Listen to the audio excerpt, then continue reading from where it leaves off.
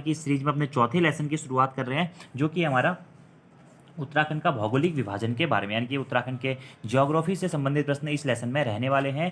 तो ये लेसन दोस्तों आप लोगों के एग्जाम्स के पॉइंट ऑफ व्यू से बहुत महत्वपूर्ण है। हर एग्जाम में इस लेसन से 2 से 3 प्रश्न जरूर पूछे जाते हैं, तो इसलिए आपको ये सीरीज के सारे पार्ट्स देखने हैं। इससे पहले कि आपने अगर 14 पार्ट नहीं देखे हुए हैं तो दोस्तों आप वो पार्ट्स भी जरूर देख लीजिएगा। और आज से हम इस सीरीज़ का 15वां पार्ट शुरू कर रहे हैं, इसमें हम उत्तराखंड की भौतिक संरचना, जलवायु और प्राकृतिक आपदाओं, इन सब चीज़ों के बारे में बात करेंगे। तो चलिए शुरू करते हैं दोस्तों आज की इस वीडियो को। वीडियो पसंद आती है तो वीडियो को लाइक जरूर करें, कमेंट जरूर करें, अपने दोस्तों के साथ में भी वीडियो को जरूर शेयर करें, ठीक है। और दोस्तों अगर आप उत्तराखंड के आगामी एग्जाम से तो किसी भी प्रैक्टिस सेट के बैच से जुड़ना चाहते हैं, या फिर किसी भी ऑनलाइन कोर्स से जुड़ना चाहते हैं, या उत्तराखंड की ही special topic wise test series से जुड़ना चाहते हैं, तो प्ले स्टोर से हमारी application Uttarakhand GK very easy trick को डाउनलोड करके भी जुड़ सकते हैं। चलिए शुरू करते हैं दोस्तों वीडियो को। आज का हमारा पहला प्रश्न है, उत्तराखंड का सर्वाधिक क्षेत्रफल वाला जिला कौन सा है? नैनीताल, देहरादून, उत्तरकाशी या फिर चमोली? तो उत्तराखंड में सर्वाधिक क्षेत्रफल वाला जिला है दोस्तों कौन सा? चमोली जनपद उत्तराखंड में सर्वाधिक क्षेत्रफल वाला जिला है, ठीक है। चमोली जनपद का क्षेत्रफल कितना है? 8030 किलोमीटर स्क्वायर चमोली जनपद का क्षेत्रफल है। लेकिन दोस्तों एग्जाम में ये प्रश्न बहुत बार पूछा गया है, यूके ट्रिपल के द्वारा भी, यूके पीएससी के द्वारा। तो कभी कभी आप एग्जाम में ये देखेंगे कि उत्तरकाशी भी आंसर दिया हुआ रहता है। तो उत्तरकाशी उस कंडीशन में आंसर दिया हुआ रहता है जब आपका चमोली ऑप्शन में नहीं होता है। ये आपको याद रखना है कि उत्तराखंड का सर्वाधिक क्षेत्रफल वाला जनपद कौन सा है? चमोली ही है। और चमोली ऑप्शन में नहीं होगा तब आप उत्तरकाशी के साथ में जा सकते हैं। और चमोली जनपद का क्षेत्रफल है कितना? 8030 किलोमीटर स्क्वायर, ये आपको याद रखना है। वहीं आपसे अगर प्रश्न पूछा जाएगा कि उत्तराखंड का सर्वाधिक या सबसे कम क्षेत्रफल वाला जनपद कौन सा है, तो चंपावत जनपद दोस्तों उत्तराखंड का सबसे कम क्षेत्रफल वाला जनपद है। कौन सा? चंपावत जनपद। चंपावत जनपद का क्षेत्रफल कितना है? 1766 किलोमीटर स्क्वायर चंपावत जनपद का क्षेत्रफल है, ठीक है। और उत्तरकाशी जनपद का क्षेत्रफल कितना है? उत्तरकाशी जनपद का जो क्षेत्रफल दोस्तों वो है 8016 किलोमीटर स्क्वायर। तो सर्वाधिक क्षेत्र वाला जिला कौन सा हो जाएगा? वो जाएगा हमारा दोस्तों चमोली जनपद, ठीक है। अब यहीं से हम बात करते हैं कि उत्तराखंड का क्षेत्रफल कितना है, ठीक है। ये 2 प्रश्न एग्जाम में इस प्रकार के पूछे जाते हैं कि उत्तराखंड का क्षेत्रफल कितना है, उत्तराखंड की जनसंख्या कितनी है। तो उत्तराखंड का कुल क्षेत्रफल है दोस्तों 53,483 किलोमीटर स्क्वायर। ये प्रश्न बहुत महत्वपूर्ण है और बहुत बार एग्जाम में भी पूछा जा चुका है कि उत्तराखंड का क्षेत्रफल कितना है।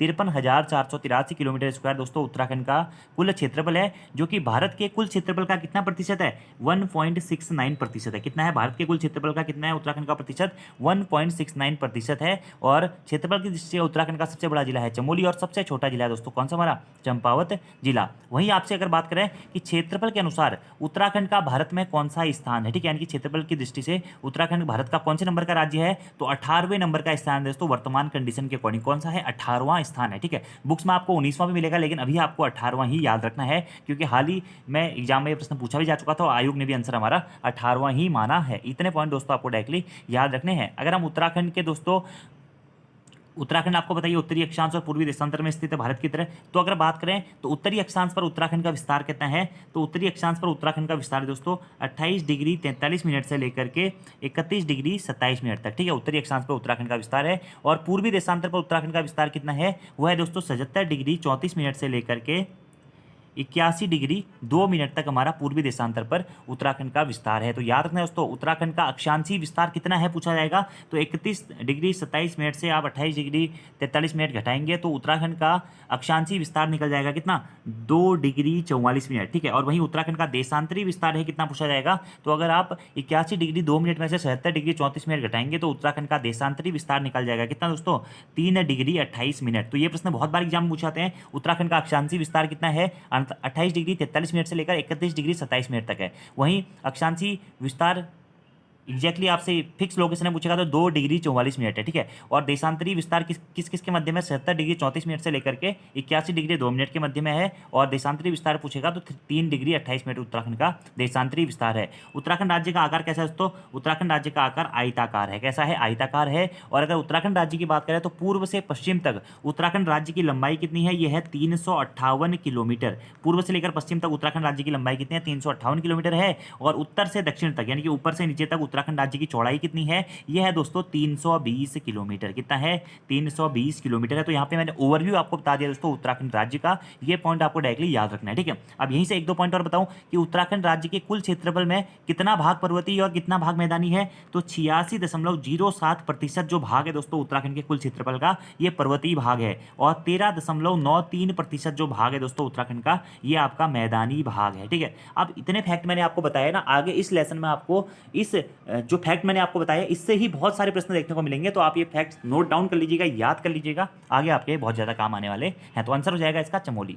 दूसरा हमारा प्रश्न है, उत्तराखंड के कुल कितने जिले हैं? उत्तराखंड में कुल कितने जिले हैं दोस्तों? उत्तराखंड में कुल 13 जनपद हैं। 13 जनपद हैं, जिसमें से 6 जनपद कुमाऊं मंडल में है दोस्तों, और 7 जनपद गढ़वाल मंडल में है, आपको याद रखना है। और दोस्तों अगर आपको ये जानना है कि उत्तराखंड का कौन सा जिला कब बना, किस से अलग होकर बना, कितनी कितनी सीमाएं बनाता है, तो ये सारे फैक्ट दोस्तों मैंने एक वीडियो बना रखा है, उत्तराखंड जिला दर्शन, उत्तराखंड के सभी जनपद एवं उसके निर्माण वर्ष बाई उत्तराखंड जीके वेरीजिट्री का आप सर्च कीजिएगा, आपको वीडियो मिल जाएगा। उसमें मैंने डिटेल से दोस्तों बता रखा है कि उत्तराखंड का कौन सा जिला कब बना, कहाँ से अलग होकर बना, किन किन जिलों से मिलकर बना, कौन से मंडल से अलग होकर बना, ये सारे जो छोटे मोटे फैक्ट्स होते हैं मैंने सब आपको उसमें बता रखे हैं, तो ये आप उस वीडियो से देख लीजिएगा। तीसरा हमारा प्रश्न है, निम्नलिखित में से कौन सा भूकंप सर्वाधिक तीव्रता का था? ठीक है, कपकोट 1958 का, धारचूला 1980 का, उत्तरकाशी 1991 का, या फिर चमोली 1999 का। ठीक है, तो इसमें से दोस्तों सबसे अधिक या सर्वाधिक तीव्रता का भूकंप था चमोली का 1999 का भूकंप, जिसकी तीव्रता थी दोस्तों कितनी? 6.8। कितनी थी? रिएक्टर स्केल पर इसकी तीव्रता कितनी नापी गई थी? 6.8 नापी गई थी। ठीक है, उत्तरकाशी में भी भूकंप आया था 1991 में, इसकी तीव्रता क्या थी दोस्तों? इसकी तीव्रता थी 6.6। ठीक है, धारचूला में 1980 में जो भूकंप आया था इसकी तीव्रता कितनी थी? 6.5 थी। कपकोट वाली की भी 6.5 के आसपास में थी। तो सर्वाधिक तीव्रता का भूकंप कौन सा हो जाएगा? चमोली वाला हो जाएगा। ठीक है दोस्तों, देखिए यहाँ से एक बार एग्जाम में प्रश्न भी पूछा जा चुका है। किस प्रकार का प्रश्न पूछा गया था मैं आपको बताता हूँ कि चमोली जनपद में भूकंप कब आया था। ठीक है, तो सन के हिसाब से वो प्रश्न एग्जाम में आपसे अलग अलग टाइम पे पूछे जाते रहे हैं कि चमोली जनपद में भूकंप कब आया था। तो ये डेट आपको याद रखनी है, 29 मार्च 1999 को। ठीक है, वैयक्तिक साहित्य के एग्जाम पेपर में प्रश्न आया था कि चमोली जनपद में भूकंप कब आया था? 29 मार्च 1999 को चमोली जनपद में भूकंप आया था। ठीक है, उत्तरकाशी जनपद में भूकंप कब आया था? 20 अक्टूबर 1991 को। 20 अक्टूबर 1991 को दोस्तों उत्तरकाशी जनपद में भूकंप आया था। ठीक है, इसी के साथ पूछा जाता है कि बद्रीनाथ में सबसे मतलब तेज तीव्रता वाला भूकंप कब आया था? तो 1 सितंबर 1803। 1 सितंबर 1803 को दोस्तों बद्रीनाथ में 9.0 रिएक्टर स्केल का भूकंप आया हुआ था। ठीक है, तो ये भूकंप के बारे में भी आपको छोटे मोटे फैक्ट्स याद रखने कि कौन सा भूकंप कब आया था। ठीक है, और उत्तरकाशी में भी दोस्तों 1803 में भूकंप आया था, 22 मई 1803 को। ठीक है, उसके साथ ही धारचूला, चमोली, कपकोट, आपका उत्तरकाशी, इन क्षेत्रों में लगातार हमारे भूकंप आते रहे हैं। तो आंसर के अकॉर्डिंग इसका आंसर हो जाएगा दोस्तों क्या? चमोली 1999, आपको याद रखना है।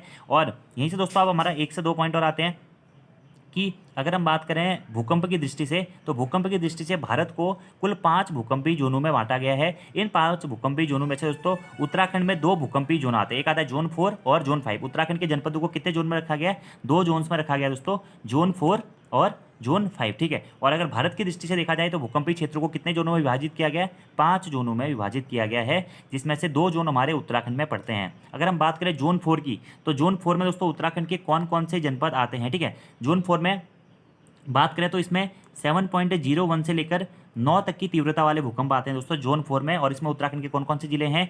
देहरादून जनपद है, टिहरी गढ़वाल जनपद है, उत्तरकाशी जनपद है, नैनीताल जनपद है, उधमसिंह नगर जनपद है। ठीक है, ये हमारे जोन 4 के अंतर्गत आते हैं। वहीं जोन 5 में कौन कौन से जनपद आते हैं दोस्तों?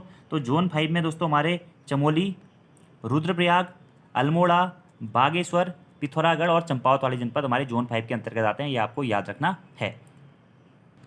अगला हमारा प्रश्न है दोस्तों, चौथा प्रश्न है, उत्तराखंड के किस भाग में पाताल तोड़ या स्रोत कुएं पाए जाते हैं? और यह प्रश्न दोस्तों बहुत बार एग्जाम में आया हुआ है, पीसीएस प्री में आया है, यूके SSC में भी 4 से 5 बार यह प्रश्न पूछा जा चुका है। भाबर क्षेत्र में, तराई क्षेत्र में, शिवालिक पहाड़ियों में, या उपरोक्त में से कोई नहीं? तो तराई क्षेत्र में दोस्तों पाताल तोड़ कुएं पाए जाते हैं। किस क्षेत्र में पाताल तोड़ कुएं पाए जाते हैं दोस्तों? तराई क्षेत्र में पाताल तोड़ कुएं पाए जाते हैं। अब दोस्तों यहाँ से आपको एक पॉइंट अगर याद रखना है, अगर आपसे प्रश्न पूछाता है कि धरातली विन्यास, स्तर, शैलक्रम या उच्चावच स्वरूपों के आधार पर उत्तराखंड राज्य को कितने भौगोलिक या भौतिक क्षेत्रों में विभाजित किया गया है? तो धरातली विन्यास के आधार पर या शैलक्रम के आधार पर या उच्चावच स्वरूप के आधार पर उत्तराखंड राज्य को 8 भौगोलिक या भौतिक क्षेत्रों में विभाजित किया गया है। ये 8 भौगोलिक क्षेत्र कौन कौन से हैं दोस्तों?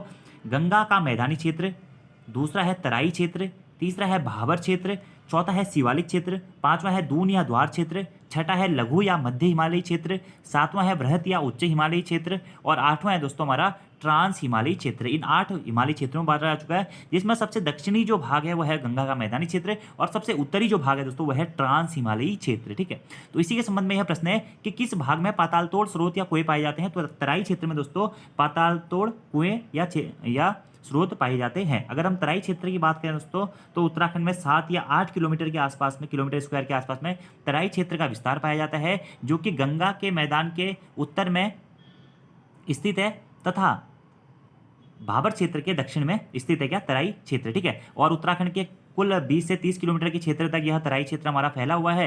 अधिकांशतः दोस्तों हमारा जो पौड़ी गढ़वाल तथा नैनीताल जनपद का दक्षिणी क्षेत्र है और उधम सिंह नगर जनपद का अधिकांशतः क्षेत्र हमारा तराई जनपद के अंतर्गत आता है। ठीक है, तराई क्षेत्र के अंतर्गत दोस्तों हमारी महीन कड़ों वाली अवसादी भूमि पाई जाती है, जो कि दलदली भूमि होती है और कृषि हेतु बहुत उत्पादक भूमि के रूप में इसे जाना जाता है। ठीक है, इस क्षेत्र में पाताल तोड़ कुएं भी पाए जाते हैं। पाताल तोड़ कुएं को दोस्तों एटिशियंस वेल्स भी कहा जाता है। ठीक है, और उत्पादकता की दृष्टि से हमारा तराई क्षेत्र बहुत महत्वपूर्ण होता है। ठीक है, तराई क्षेत्र और भाबर क्षेत्र का निर्माण कैसे होता है, आप लोगों को पता है कि हिमालय से जो हमारी नदियाँ बहकर आती है, तो अपने साथ में कई कंकड़ पत्थर मिट्टी अवशेप उनको बहाकर लेके आती है। उसमें से जो भी उबड़ खाबड़ वाली मिट्टी कंकड़ पत्थर तथा मोटे बालू से युक्त क्षेत्र होता है, मतलब मोटा बालू जो होता है वो भाबर क्षेत्र में बिछा देता है। उसके बाद में जो महीन मिट्टी या पतली मिट्टी होती है या अवसादू वाली मिट्टी होती है, दलदली मिट्टी होती है, उसे तराई क्षेत्र में आकर बिछा देती है। ठीक है, तो वही तराई क्षेत्र का निर्माण हमारा होता है और उससे फिर हमारा कृषि हेतु उत्पादक क्षेत्र के रूप में भी तराई क्षेत्र को जाना जाता है, जिसमें गेहूं, आलू, चावल, गन्ना आदि फसलों का भी उत्पादन किया जाता है।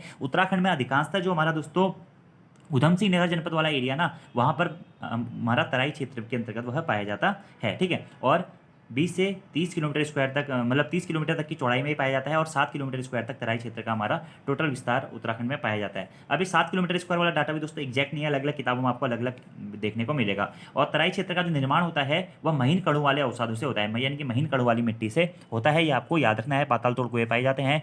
उधम सिंह नगर का जनपद का जो रुद्रपुर, खटीमा, किच्छा, सितारगंज, बाजपुर वाला गदरपुर वाला एरिया है, वह तराई क्षेत्र के अंतर्गत आता है। ठीक है, यहाँ पर दोस्तों उपोष्ण प्रकार की जलवायु पाई जाती है। दलदली मिट्टी होने के कारण यहाँ पे धान और गन्ने की फसल सर्वाधिक पाई जाती है। किस क्षेत्र में, तराई क्षेत्र में। अवसादी चट्टानों से इसका निर्माण हुआ है।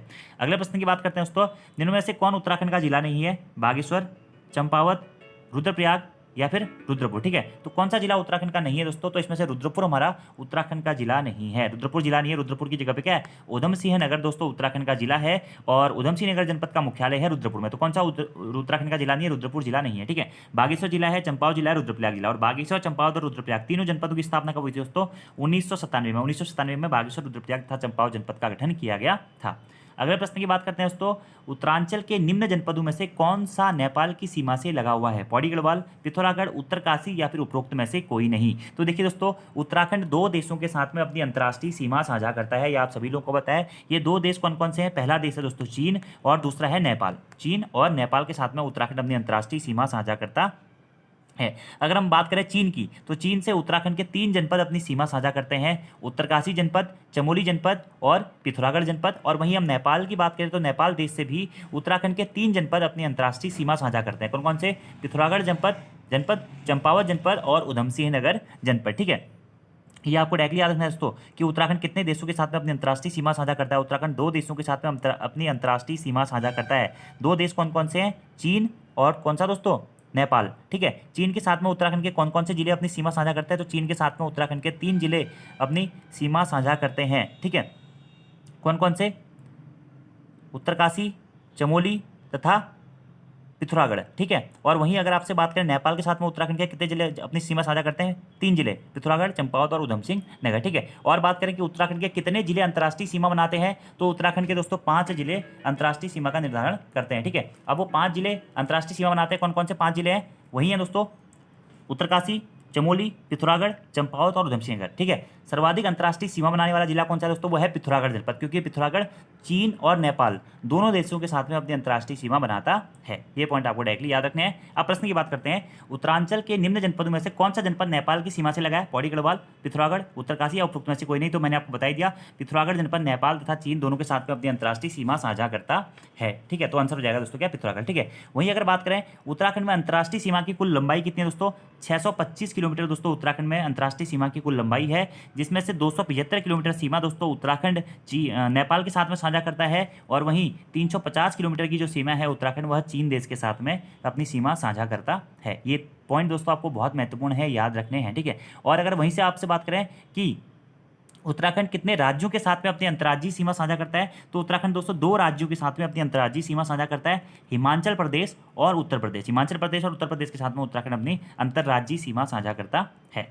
अगले प्रश्न की बात करते हैं, निम्नलिखित में से कौन सा उत्तरांचल का सबसे ऊंचा पर्वत शिखर है? बद्रीनाथ पर्वत शिखर, कामेट पर्वत शिखर, केदारनाथ पर्वत शिखर या फिर नंदा देवी पर्वत शिखर? तो आप लोगों को पता ही है दोस्तों, नंदा देवी पर्वत चोटी जो है, नंदा देवी पश्चिमी पर्वत शिखर जो है, वह उत्तराखंड का सर्वाधिक ऊंचा या राज्य का सर्वोच्च शिखर माना जाता है। कौन सा? नंदा देवी पर्वत शिखर, जिसकी ऊंचाई कितनी दोस्तों? 7,817 मीटर हमारा नंदा देवी चोटी की ऊंचाई है। यह है नंदा देवी पश्चिमी चोटी, ठीक है दोस्तों, और ये उत्तराखंड की सबसे ऊंची स्थित चोटी है। और उत्तराखंड में अधिकांशतः जो हमारा पर्वत शिखर या चोटियां पाई जाती हैं वह किस क्षेत्र में पाई जाती हैं? तो बृहद या उच्च हिमालयी क्षेत्रों में अधिकांशतः हमारी चोटियां पाई जाती हैं, जिसमें से राज्य का सर्वोच्च या सबसे ऊंचा पर्वत शिखर कौन सा है दोस्तों? वह है नंदा देवी पर्वत शिखर, जिसकी ऊंचाई है 7,817 मीटर। राज्य का दूसरा सबसे ऊंचा शिखर कौन सा है दोस्तों?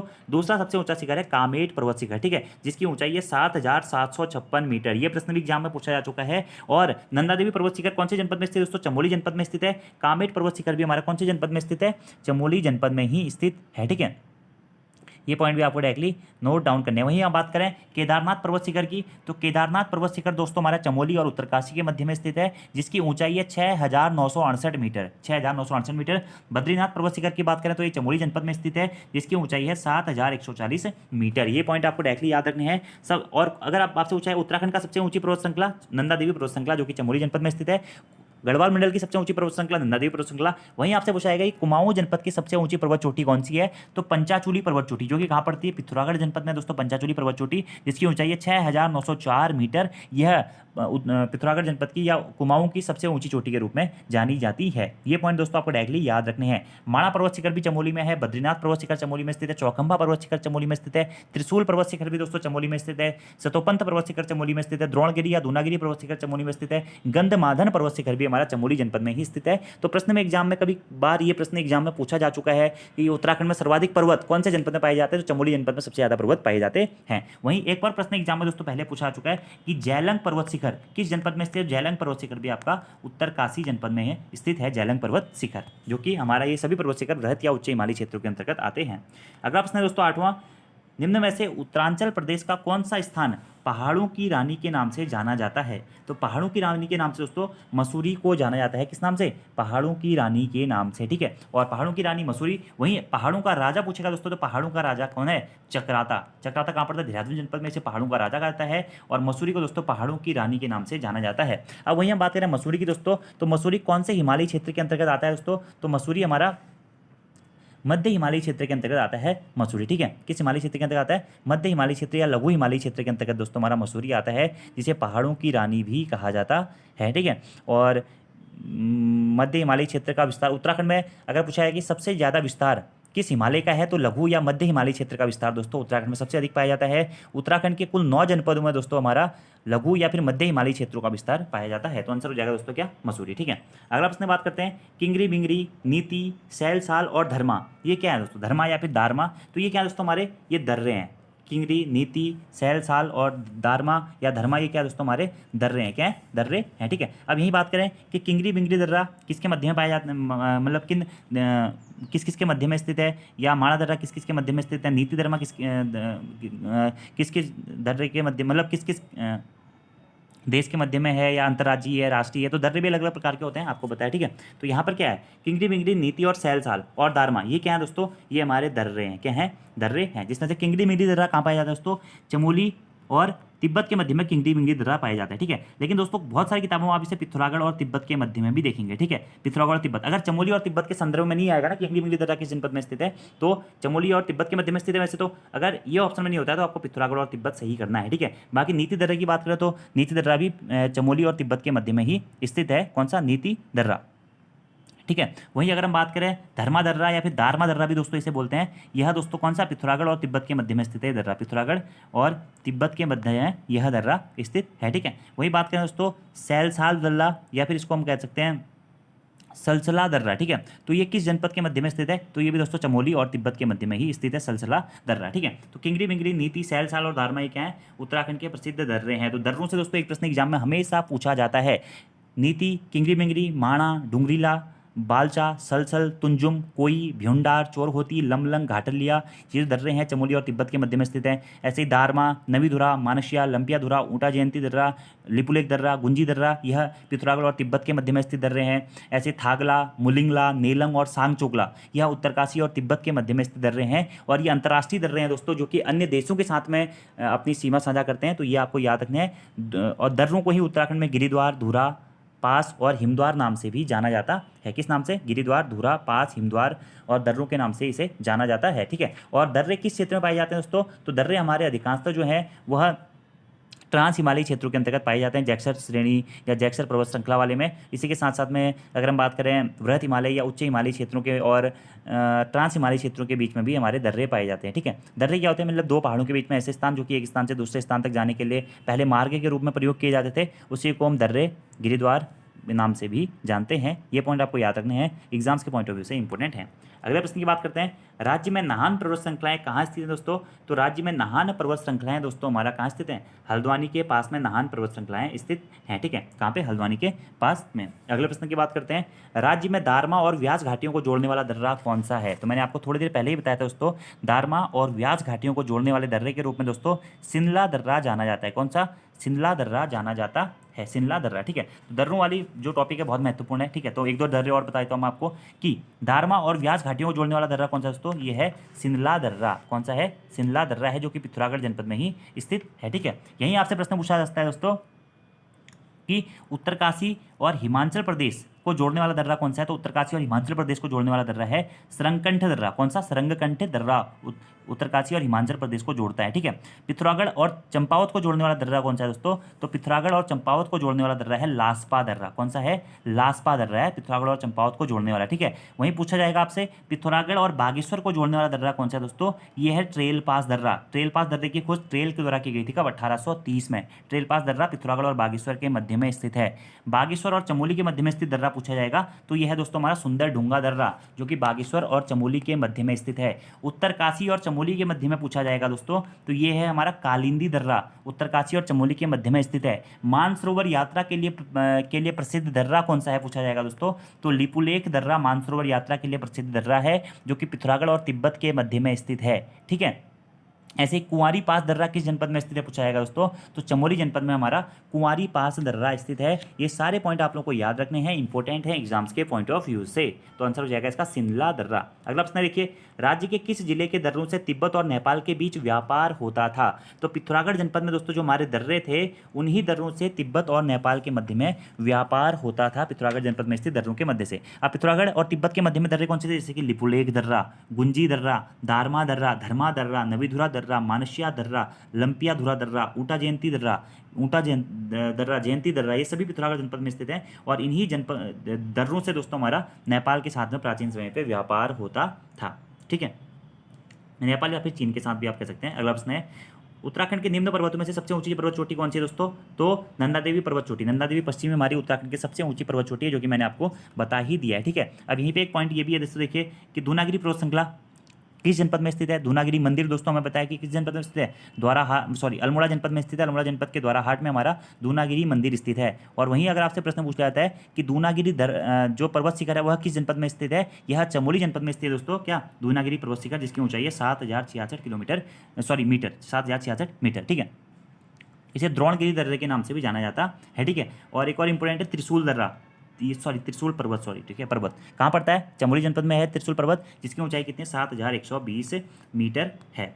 अगले प्रश्न की बात करते हैं दोस्तों, बद्रीनाथ स्थित है या बद्रीनाथ पर्वत स्थित है या बद्रीनाथ स्थल स्थित है किस जनपद में? चमोली जनपद में दोस्तों हमारा बद्रीनाथ स्थित है। 4 धामों में से एक प्रसिद्ध धाम के रूप में बद्रीनाथ धाम को जाना जाता है। तो बेसिक सा क्वेश्चन है। ठीक है, रुद्रप्रयाग जनपद में कौन कौन सी धाम स्थित है? केदारनाथ धाम दोस्तों हमारा रुद्रप्रयाग जनपद में स्थित है। उत्तरकाशी जनपद में कौन कौन सी धाम स्थित है? यमुनोत्री और गंगोत्री धाम दोस्तों हमारा उत्तरकाशी जनपद में स्थित है। अगले प्रश्न की बात करते हैं, निम्न में से राज्य की सबसे ऊंची हिमाच्छादित पर्वत चोटी कौन सी है? तो सबसे ऊंची पूछे या सबसे ऊंची हिमाच्छादित पर्वत चोटी पूछे तो उसका आंसर दोस्तों आपका एक ही रहने वाला है, वो है नंदा देवी पर्वत चोटी। नंदा देवी पश्चिमी पर्वत चोटी, जिसकी ऊंचाई है 7817 मीटर। तो आंसर हो जाएगा नंदा देवी। ठीक है, अब यहाँ पे आपका होमवर्क का क्वेश्चन है कि चंगोरी जो पर्वत है वह किस जनपद में स्थित है? उत्तराखंड के। ठीक है, बाकी दोस्तों आपके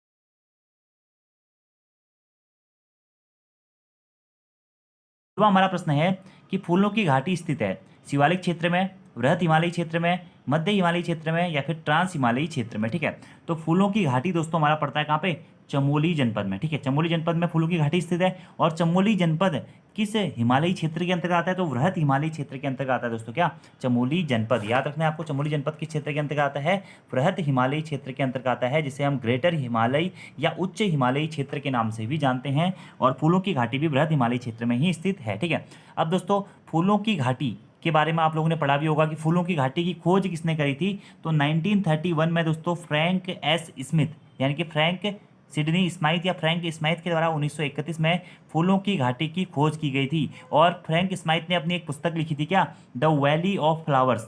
द वैली ऑफ फ्लावर्स में उन्होंने फूलों की घाटी के बारे में चर्चा करी थी। उसी के बाद में ये जो फूलों की घाटी थी यह विश्व प्रसिद्ध हुई। यह आपको याद रखना है दोस्तों। यहाँ पर 250 किस्म के पुष्प के बीज पाए जा, मतलब बहुत सारी किस्म के बीज पाए जाते हैं। तो जो फ्रैंक स्माइथ थे वो 250 किस्म के बीज अपने साथ में ये ऑस्ट्रेलिया लेके गए थे। तो प्रश्न ये भी बन सकता है कि फ्रैंक स्माइथ जिन्होंने फूलों की घाटी की खोज करी थी वह मूलतः किस देश के निवासी थे, तो मूलतः वो दोस्तों ऑस्ट्रेलिया के निवासी थे। ठीक है, इसी फूलों की घाटी को दोस्तों स्कंद पुराण में क्या कहा गया, नंद कानन कहा गया है। यह प्रश्न भी बहुत बार पूछा गया कि फूलों की घाटी को स्कंद पुराण में क्या कहा गया है, नंद कानन कहा गया है। महाकवि कालिदास ने दोस्तों फूलों की घाटी को क्या कहा है, तो महाकवि कालिदास ने फूलों की घाटी को अलका कहा है, अलका या फिर अलकापुरी। और किस पुस्तक में कहा है, मेघदूतम। मेघदूतम किसकी पुस्तक है, कालिदास की पुस्तक है। तो महाकवि कालिदास ने अपनी मेघदूतम पुस्तक में फूलों की घाटी को अलका कहा है। इसी के साथ साथ दोस्तों फूलों की घाटी को केदारजू, बैकुंठ, भ्यूंडार, पुष्पावली तथा फ्रैंक स्माइथ घाटी के नाम से भी जाना जाता है।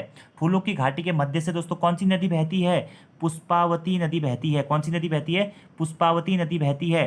फूलों की घाटी चमोली जनपद में स्थित है। कौन कौन से पर्वत के मध्य में स्थित है, तो नर तथा गंधमादन पर्वतों के मध्य में स्थित है क्या, फूलों की घाटी। इसी के साथ साथ दोस्तों फूलों की घाटी में किसकी कब्र है, तो मार्गेट लेग की कब्र है। 1939 में यह यहाँ पर फूलों का अध्ययन करने पहुंची थी और पांव फिसलने के कारण के इनकी मृत्यु वहाँ पर हो गई थी। इसी के साथ आपको फूलों की घाटी के बारे में दोस्तों याद रखना है कि यह समुद्र तल से अप्रॉक्सीमेटली 3600 मीटर की ऊंचाई पर स्थित है। यहाँ पर फूल खिलने का समय जुलाई से अक्टूबर तक होता है। इसी के साथ साथ दोस्तों फूलों की घाटी से आपको याद रखना है कि फूलों की घाटी राष्ट्रीय उद्यान भी किस जनपद में स्थित है, चमोली जनपद में ही स्थित है। फूलों की घाटी राष्ट्रीय उद्यान की स्थापना कब की गई थी, तो 1988 में दोस्तों फूलों की घाटी राष्ट्रीय उद्यान की स्थापना की गई थी। कब, 1982 में की गई थी दोस्तों। फूलों की घाटी राष्ट्रीय उद्यान की स्थापना कब की गई थी, 1982 में। इसी के साथ साथ एक और प्रश्न बनता है दोस्तों आपका कि फूलों की घाटी राष्ट्रीय उद्यान को यूनेस्को द्वारा विश्व विरासत सूची में कब शामिल किया गया था, तो ये भी आपको याद रखना है दोस्तों। कब, 14 जुलाई 2005। 14 जुलाई 2005 को दोस्तों यूनेस्को के द्वारा फूलों की घाटी को विश्व विरासत सूची में शामिल किया गया था। ठीक है, और फूलों की घाटी राष्ट्रीय उद्यान की खोज कब हुई थी या स्थापना कब हुई थी, तो 1982 में इसे राष्ट्रीय उद्यान घोषित कर दिया गया था। यह प्रश्न दोस्तों इंपॉर्टेंट है, आपको याद रखने हैं फूलों की घाटी से। और यह वृहद हिमालयी क्षेत्र में स्थित है क्या, फूलों की घाटी। अगला हमारा प्रश्न है, राज्य में दून किसे कहा जाता है, नदी घाटियों को, संरचनात्मक घाटियों को, एल्पाइन घास के मैदान को, या फिर संकरी घाटियों को। तो राज्य में दोस्तों दून कहा जाता है संरचनात्मक घाटियों को। संरचनात्मक घाटियों को दून कहा जाता है, जैसे कि देहरादून। इसी के साथ में क्या, हर की दून। हर की दून कहाँ है, हमारा उत्तरकाशी जनपद में स्थित है हर की दून। पछुआ दून, ठीक है, ये सभी क्या है, पतली दून, कोटा दून, ये सभी हमारे क्या है राज्य के कुछ प्रमुख दून है। ठीक है, जैसे कि चौखाम दून, कोठारी दून, ये कुछ प्रसिद्ध हमारे राज्य के दून है जो कि संरचनात्मक घाटियों को कहा जाता है। उत्तराखंड में दोस्तों आप लोगों ने पढ़ा होगा दून और द्वार क्षेत्र के बारे में दोस्तों। तो मध्य हिमालयी और शिवालिक क्षेत्र के बीच में, मध्य हिमालयी और शिवालिक श्रेणियों के मध्य में हमारा क्या, दून या द्वार क्षेत्र पाया जाता है। और शिवालिक श्रेणियों और मध्य हिमालय के बीच में पाई जाने वाली क्षैतिज घाटियों को या चौरस घाटियों को ही दून कहकर संबोधित किया जाता है। ठीक है, और पूर्व में इसी दून को दोस्तों द्वार कहकर भी संबोधित किया जाता है। दून घाटियों की जो औसत ऊंचाई होती है दोस्तों, यह होती है 350 मीटर से लेकर के 750 मीटर तक। ठीक है, सबसे बड़ा दून या सबसे फेमस दून उत्तराखंड का कौन सा है, वह है दोस्तों देहरादून। ठीक है, जो कि देहरादून जनपद में ही स्थित है। अगला है पातली दून और कोटा दून दोस्तों, यह नैनीताल जनपद में स्थित है। ठीक है, इसी के साथ दोस्तों कोठारी दून और चौखाम दून ये पौड़ी गढ़वाल जनपद में स्थित है। हर की दून उत्तरकाशी जनपद में स्थित है। ये उत्तराखंड के कुछ प्रसिद्ध दून है। ठीक है,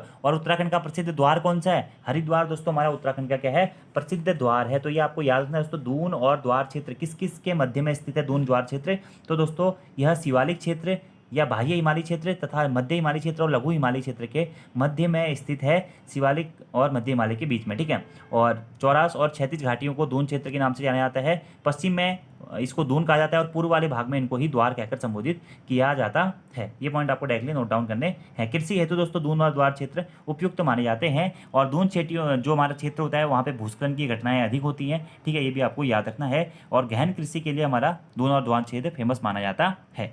अगले प्रश्न की बात करते हैं, उत्तराखंड का कौन सा क्षेत्र भूस्खलन के मामले में अत्यधिक सुविधता जोन में आता है? मध्य हिमालयी क्षेत्र, वृहद हिमालयी क्षेत्र, बाह्य हिमालयी क्षेत्र या फिर झीलों के तटवर्ती क्षेत्र, ठीक है। तो भूस्खलन के मामले में दोस्तों अत्यधिक सुविधता जोन में हमारा उत्तराखंड का कौन सा क्षेत्र आता है दोस्तों? यह आता है बाह्य हिमालयी क्षेत्र, ठीक है। बाह्य हिमालयी क्षेत्र को ही शिवालिक क्षेत्र के नाम से भी जाना जाता है और यह शिवालिक क्षेत्र दोस्तों भाबर क्षेत्र के उत्तर में तथा यही हिमालय जो क्षेत्र होता है वह भाबर क्षेत्र के उत्तर में तथा दून या द्वार क्षेत्र के दक्षिण में स्थित है। यह आपको याद रखना है दोस्तों, जो तराई भाबर क्षेत्र के उत्तर में और दून या द्वार क्षेत्र के दक्षिण में स्थित है क्या? शिवालिक क्षेत्र। ये प्रश्न एग्जाम में पूछा भी जा चुका है और आपको याद भी रखना है। और शिवालिक क्षेत्र को ही बाह्य हिमालय या फिर हिमालय का पाद भी कहा जाता है। क्या कहा जाता है? हिमालय का पाद भी दोस्तों इसे कहा जाता है। और शिवालिक हिमालय दोस्तों या जो बाह्य हिमालय है इसे हिमालय की नवीनतम श्रेणी के नाम से भी जाना जाता है। तो प्रश्न एग्जाम में एक बार पूछा जा चुका है दोस्तों कि हिमालय की नवीनतम श्रेणी कौन सी है? तो शिवालिक हिमालय या बाह्य हिमालय क्षेत्र हिमालय की नवीनतम श्रेणी है, ठीक है। और नवीन होने के कारण दोस्तों यहाँ पर जीवाश्म की अधिकता भी पाई जाती है। जीवाश्म की अधिकता किस हिमालय में पाई जाती है? तो बाह्य हिमालय क्षेत्र या शिवालिक हिमालय में ही पाई जाती है। इसी कारण दोस्तों यह हिमालय भूस्खलन के मामले में अत्यधिक सुविधता जोन में भी आता है क्योंकि ये नवीन वलित हिमालय है, हमारा नवीन हिमालय है, ठीक है। और शिवालिक श्रेणियों को इनका प्राचीनतम नाम क्या है दोस्तों? मैनाक पर्वत के नाम से भी जाना जाता है, ठीक है। तो शिवालिक श्रेणी का ही प्राचीन नाम क्या है? मैनाक पर्वत है। और शिवालिक का अर्थ होता है क्या? शिव की भौहें, ठीक है। अब यहीं से प्रश्न होता है दोस्तों कि शिवालिक क्षेत्र की उत्तराखंड राज्य में औसत ऊंचाई कितनी है? तो 700 से लेकर के दोस्तों 1200 मीटर तक, ठीक है। या कहीं कहीं आपको 750 से 1200 मीटर तक हमारी शिवालिक क्षेत्र की ऊंचाई या शिवालिक क्षेत्र की ऊंचाई या बाह्य हिमालय क्षेत्र की ऊंचाई मानी जाती है। शिवालिक क्षेत्र का विस्तार उत्तराखंड के कितने जनपदों में है दोस्तों? 7 जनपदों में इसका विस्तार है। देहरादून, हरिद्वार, टिहरी गढ़वाल, पौड़ी गढ़वाल, अल्मोड़ा, नैनीताल और चंपावत। और राज्य में दोस्तों इनकी औसत चौड़ाई कितनी है? 10 से 20 किलोमीटर तक है। कहीं कहीं 50 किलोमीटर तक भी इनकी चौड़ाई पाई जाती है। यह हिमालय का सबसे नवीन भाग दोस्तों माना जाता है जिसकी उत्पत्ति 1.75 लाख से 3 करोड़ वर्ष पूर्व निर्मित हुई मानी जाती है। और जो हमारा शिवालिक क्षेत्र है इसका निर्माण काल जो होता है वह मध्य मायोसीन से निम्न प्लाइस्टोसीन युग तक माना जाता है। और नवीन भाग होने के कारण यहाँ पर दोस्तों हमारी जीवाश्म की अधिकता भी पाई जाती है। मौसम की दृष्टि से दोस्तों हमारा फेमस क्षेत्र माना जाता है शिवालिक क्षेत्र या बाह्य हिमालय क्षेत्र। उत्तराखंड में दोस्तों सर्वाधिक वर्षा किस हिमालय क्षेत्र में होती है दोस्तों? ये भी आपको याद रखना है। तो शिवालिक हिमालय क्षेत्र में या बाह्य हिमालय क्षेत्र में ही सर्वाधिक वर्षा होती है उत्तराखंड में, 200 से लेकर के 250 सेंटीमीटर तक। यह प्रश्न भी एग्जाम में पूछा जा चुका है। खनिज की दृष्टि से राज्य का सबसे महत्वपूर्ण हिमालय का भाग कौन सा है? वह है शिवालिक हिमालय। सर्वाधिक पर्यटन केंद्र किस क्षेत्र में है राज्य में? तो शिवालिक हिमालय में ही है, ठीक है दोस्तों। और शिवालिक हिमालय या मध्य हिमालय से वृहत जो हमारा सीमांत दरार होती है उसे ग्रेट बाउंड्री फॉल्ट के नाम से भी जाना जाता है। और यहाँ पे गर्म शीतोष्ण जलवायु पाई जाती है। कहाँ पे? हमारा बाह्य हिमालय क्षेत्र या फिर शिवालिक हिमालयी क्षेत्र में, ठीक है। तो कौन सा आता है? बाह्य हिमालयी क्षेत्र, ठीक है। तो यहाँ पर दोस्तों मैंने जो इंपॉर्टेंट पॉइंट थे सब बता दिए हैं, ठीक है। अगर आपको थोड़ा सा स्पीड तेज लग रही है तो आप वीडियो में स्पीड कम करने का ऑप्शन आता है, उसे कम करके ये सारी चीज़ें आप नोट डाउन कर लीजिएगा। एग्जाम्स के लिए बहुत महत्वपूर्ण है। और ऐसा नहीं है कि ये जो मैं आपको बता रहा हूँ ये मैं ऐसे ही बता रहा हूँ, इसमें से ही दोस्तों अगर आप प्रीवियस ईयर क्वेश्चन पेपर पढ़ेंगे तो जो मैंने आपको ये फैक्ट बताए हैं 8 से 9 प्रश्न बने हुए हैं पहले एग्जाम में, तो इसलिए आपको ये ध्यान से पढ़ना है, ठीक है। भूस्खलन भी होता है यहाँ पे, भारी कटाव पाया जाता है, गहरी नदी घाटियाँ भी इस क्षेत्र में हमारी पाई जाती हैं। और कैसी जलवायु पाई जाती है? गर्म शीतोष्ण जलवायु इस क्षेत्र में पाई जाती है। अगले प्रश्न की बात करते हैं दोस्तों, निम्नलिखित में से कौन सा दर्रा बागेश्वर और पिथौरागढ़ को जोड़ता है? तो ट्रेल पास दर्रा दोस्तों हमारा बागेश्वर और पिथौरागढ़ जनपद को जोड़ता है। ट्रेल पास दर्रे की खोज ट्रेल के द्वारा की गई थी कब? 1830 में। कमिश्नर ट्रेल के द्वारा, जो कि दूसरे कुमाऊं कमिश्नर थे, इनके द्वारा ही ट्रेल पास दर्रे की खोज की गई थी 1830 में। एक और प्रश्न दोस्तों यहाँ से एग्जाम में पूछा गया है, उत्तराखंड के निम्न में से किस स्थल का नाम एक कुमाऊं कमिश्नर के नाम से रखा गया था, इस प्रकार का प्रश्न पूछा गया था। तो ट्रेल पास दर्रे का नाम दोस्तों हमारा कुमाऊं कमिश्नर ट्रेल के नाम से ही रखा गया था, क्योंकि ट्रेल के द्वारा ही 1830 में सबसे पहले ट्रेल पास दर्रे की खोज की गई थी और उस पर चढ़ा गया था। ठीक है, और यह बागेश्वर और पिथौरागढ़ जनपद के मध्य में स्थित है। पिछली वीडियो में दोस्तों मैं आपको सभी दर्रे जो इंपोर्टेंट दर्रे हैं बता चुका हूँ, आप लोगों ने वो नोट भी कर लिया होगा। और हर एग्जाम में आप ये मान के चलिए कि दर्रे से दोस्तों एक प्रश्न तो आता ही आता है। ठीक है, अगले प्रश्न की बात करते हैं दोस्तों। अगला हमारा प्रश्न है, उत्तरकाशी तथा तिब्बत को जोड़ने वाला दर्रा निम्न में से कौन सा है? ठीक है, दारमा दर्रा, नीति दर्रा, थगाला दर्रा या फिर किंगरी मिंगरी दर्रा। तो मैंने आपको बताया था दोस्तों, थगाला दर्रा जो है उत्तरकाशी और तिब्बत के मध्य में स्थित है। कौन सा? थगाला दर्रा। थगाला दर्रे के साथ साथ दोस्तों मुलिंगला, नेलंग और सांग चोकला, क्या? थगाला, मुलिंगला, नेलंग और सांग चोकला दर्रा भी हमारा उत्तरकाशी और तिब्बत के मध्य में ही स्थित है। जबकि दारमा जो दर्रा है दोस्तों, या दारमा घाटी है, पिथौरागढ़ और तिब्बत के मध्य में स्थित है। नीति जो दर्रा है दोस्तों हमारा, नीति, माणा, ये किंगरी मिंगरी, ये किसके मध्य में स्थित है? चमोली और तिब्बत के मध्य में स्थित है। अगले प्रश्न की बात करते हैं। 21वां हमारा प्रश्न है दोस्तों, राज्य में मुख्य केंद्रीय भ्रंश रेखा स्थित है। मुख्य केंद्रीय भ्रंश रेखा दोस्तों इसे MCT भी कहा जाता है। और यह दोस्तों प्रश्न बहुत महत्वपूर्ण है। इसमें मैं आपको 3 एक्सप्लेनेशन बताऊंगा, 3 के 3 दोस्तों आपके बहुत महत्वपूर्ण है। ठीक है, तो ध्यान से आपको पढ़ना है। MCT, MBT और HFF, ये दोस्तों 3 मैं आपको फैक्ट बता रहा हूँ। MCT यानी कि मेन सेंट्रल थ्रस्ट, MBT यानी कि मेन बाउंड्री थ्रस्ट, और HFF यानी कि दोस्तों हिमालयन फ्रंटेड फॉल्ट। ठीक है, Himalayan fronted fault. MCT main central thrust दोस्तों, जिसे मुख्य केंद्रीय भ्रंश रेखा भी कहा जाता है, यह किस किस के मध्य में स्थित है? तो वृहत हिमालय और मध्य हिमालय, वृहत हिमालय और मध्य हिमालय के मध्य में स्थित दोस्तों क्या हमारा MCT यानी कि मेन सेंट्रल थ्रस्ट लाइन किसके किसके मध्य में स्थित है? मध्य हिमालय और वृहत हिमालय, मध्य हिमालय और वृहत हिमालय या लघु हिमालय और वृहत हिमालय के मध्य में स्थित है हमारी MCT मेन सेंट्रल थ्रस्ट। तो आंसर हो जाएगा ऑप्शन नंबर डी। अब है MBT मेन बाउंड्री थ्रस्ट, जिसे मुख्य भ्रंश रेखा भी कहा जाता है। क्या कहा जाता है? मुख्य भ्रंश रेखा भी कहा जाता है। और ये MBT किस किस के मध्य में स्थित है दोस्तों? यह मध्य हिमालय क्षेत्र और शिवालिक क्षेत्र के मध्य में स्थित है। मध्य हिमालय क्षेत्र और शिवालिक क्षेत्र, या फिर आप कह सकते हैं लघु हिमालय क्षेत्र और बाह्य हिमालय क्षेत्र के मध्य में स्थित है दोस्तों क्या हमारा MBT मेन बाउंड्री थ्रस्ट। देखिए, लघु हिमालय को ही दोस्तों मध्य हिमालय के नाम से जाना जाता है और शिवालिक क्षेत्र को ही बाह्य हिमालय के नाम से जाना जाता है। तो आप किसी भी प्रकार से इसका क्लासिफिकेशन कर सकते हैं। MBT लाइन यानी कि मेन बाउंड्री थ्रस्ट लाइन आपका लघु हिमालय और शिवालिक क्षेत्र में स्थित है, या मध्य हिमालय और शिवालिक क्षेत्र के मध्य में हमारा MBT लाइन स्थित है, या फिर लघु हिमालय और बाह्य हिमालय क्षेत्र के मध्य में हमारा MBT लाइन स्थित है। ठीक है, अगला HFF यानी कि हिमालयन फ्रंटियर फॉल्ट। ठीक है, यानी कि बाह्य हिमालयी भ्रंश रेखा। तो ये जो बाह्य हिमालयी भ्रंश रेखा होती है दोस्तों, यह शिवालिक क्षेत्र और तराई भाबर क्षेत्र के मध्य में स्थित है। ठीक है, शिवालिक क्षेत्र और तराई भाबर क्षेत्र के मध्य में स्थित है, या फिर आप कह सकते हैं शिवालिक क्षेत्र और गंगा के मैदानी क्षेत्र के मध्य में स्थित है क्या? HFF line. और ये 3 के 3 प्रश्न दोस्तों बहुत बार एग्जाम में पूछे जाते हैं। MCT line, MBT line, HFF line. अगर आप UKPSC के एग्जाम पेपर उठाएंगे, UKSSC के एग्जाम पेपर उठाएंगे, तो आपको 20 से 30 बार दोस्तों ये प्रश्न बैक टू बैक रिवाइज में देखने को मिलेगा। तो याद रखना है आपको ये 3 के 3 फैक्ट। इसी के साथ दोस्तों MCT, MBT और HFF, ठीक है, ये आपको याद रखना है।